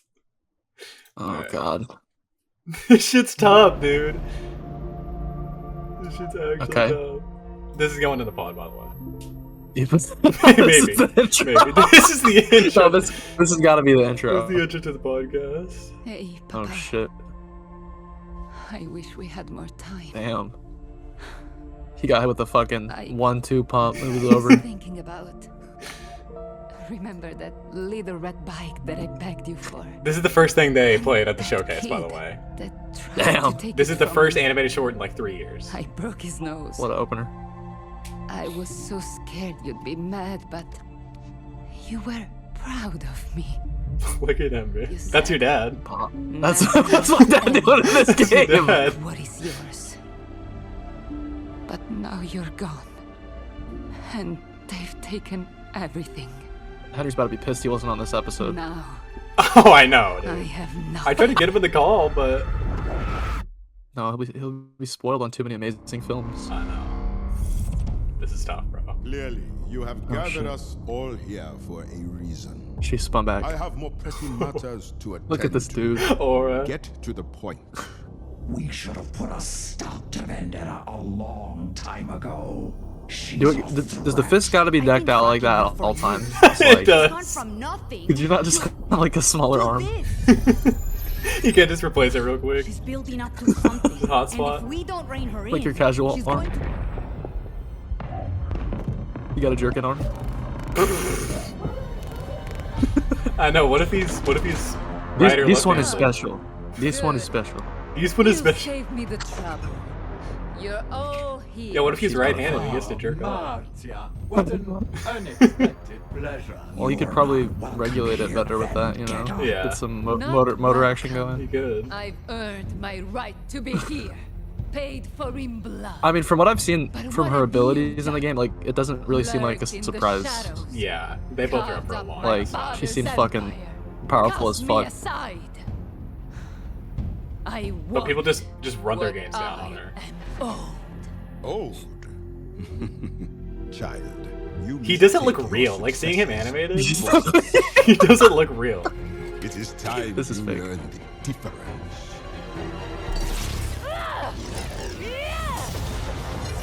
Okay.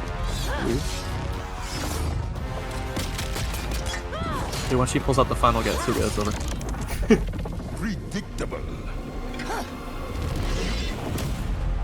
Oh! Tiger knee.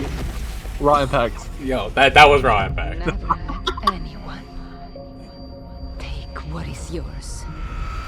Oh, fucking anime flashback, it's over. She got her shit, bro. I mean, over she to- should be dead. Rare Like, arrogance. Realistically. Me. he just rocked your shit. Oh. Parried. Easily. Harry, How hit a the little fuck Dark did Soul she kill ball. him? Family. You're about to find out. Everything to Talon. Oh, she's in the No shadows. effect. like a coward. You Fucking buried can't her go for a sword, legacy. obviously. Nope. Oh. To take it Oh, he's back. done. He's done. This might go washed. Deserve nothing. So was gonna turn this into like a back shots game. This shot. This is your go. I agree. Bro, just ult. And you, I know. Why doesn't he just get out of there? Did you just... my way. Good. No. That's tough, dude. That's fucking hard. Equip the jerking arm. Hold Face on. that. Here, just a second. Look at Baga's face in the background. Give it just 1 second.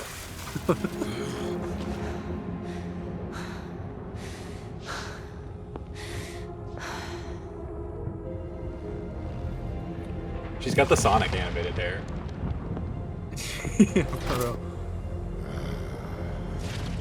You disappoint me. So close to your vengeance. And now, you hesitate. It makes you weak. Bro, wrap it up. I want to remember Yeah, you're this done, bro. moment. Talon may have stolen my past, but I am its future. A shame you won't be around to enjoy what comes next. You don't have a fist exactly.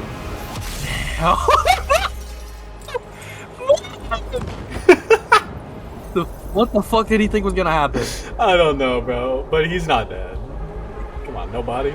He couldn't just run out that bitch though. He can't do He hit a meteor strike No more while she turned it back. mistakes. that. No more weakness. Part 2 of the cutscene. They did. Yeah, look at Baga in the background. To seize He what did it. have always He been did it. ours. He's like, that shit was kind of tough. Will kneel. Hold on now. A new Talon God. Empire I mean, yeah, he's coming. Like, begins now. I mean, like he's gonna come back like in a cloak or something, like Megatron style. Dude, he and it's will. gonna be like, who He who will. is this guy? He will. Who is this guy?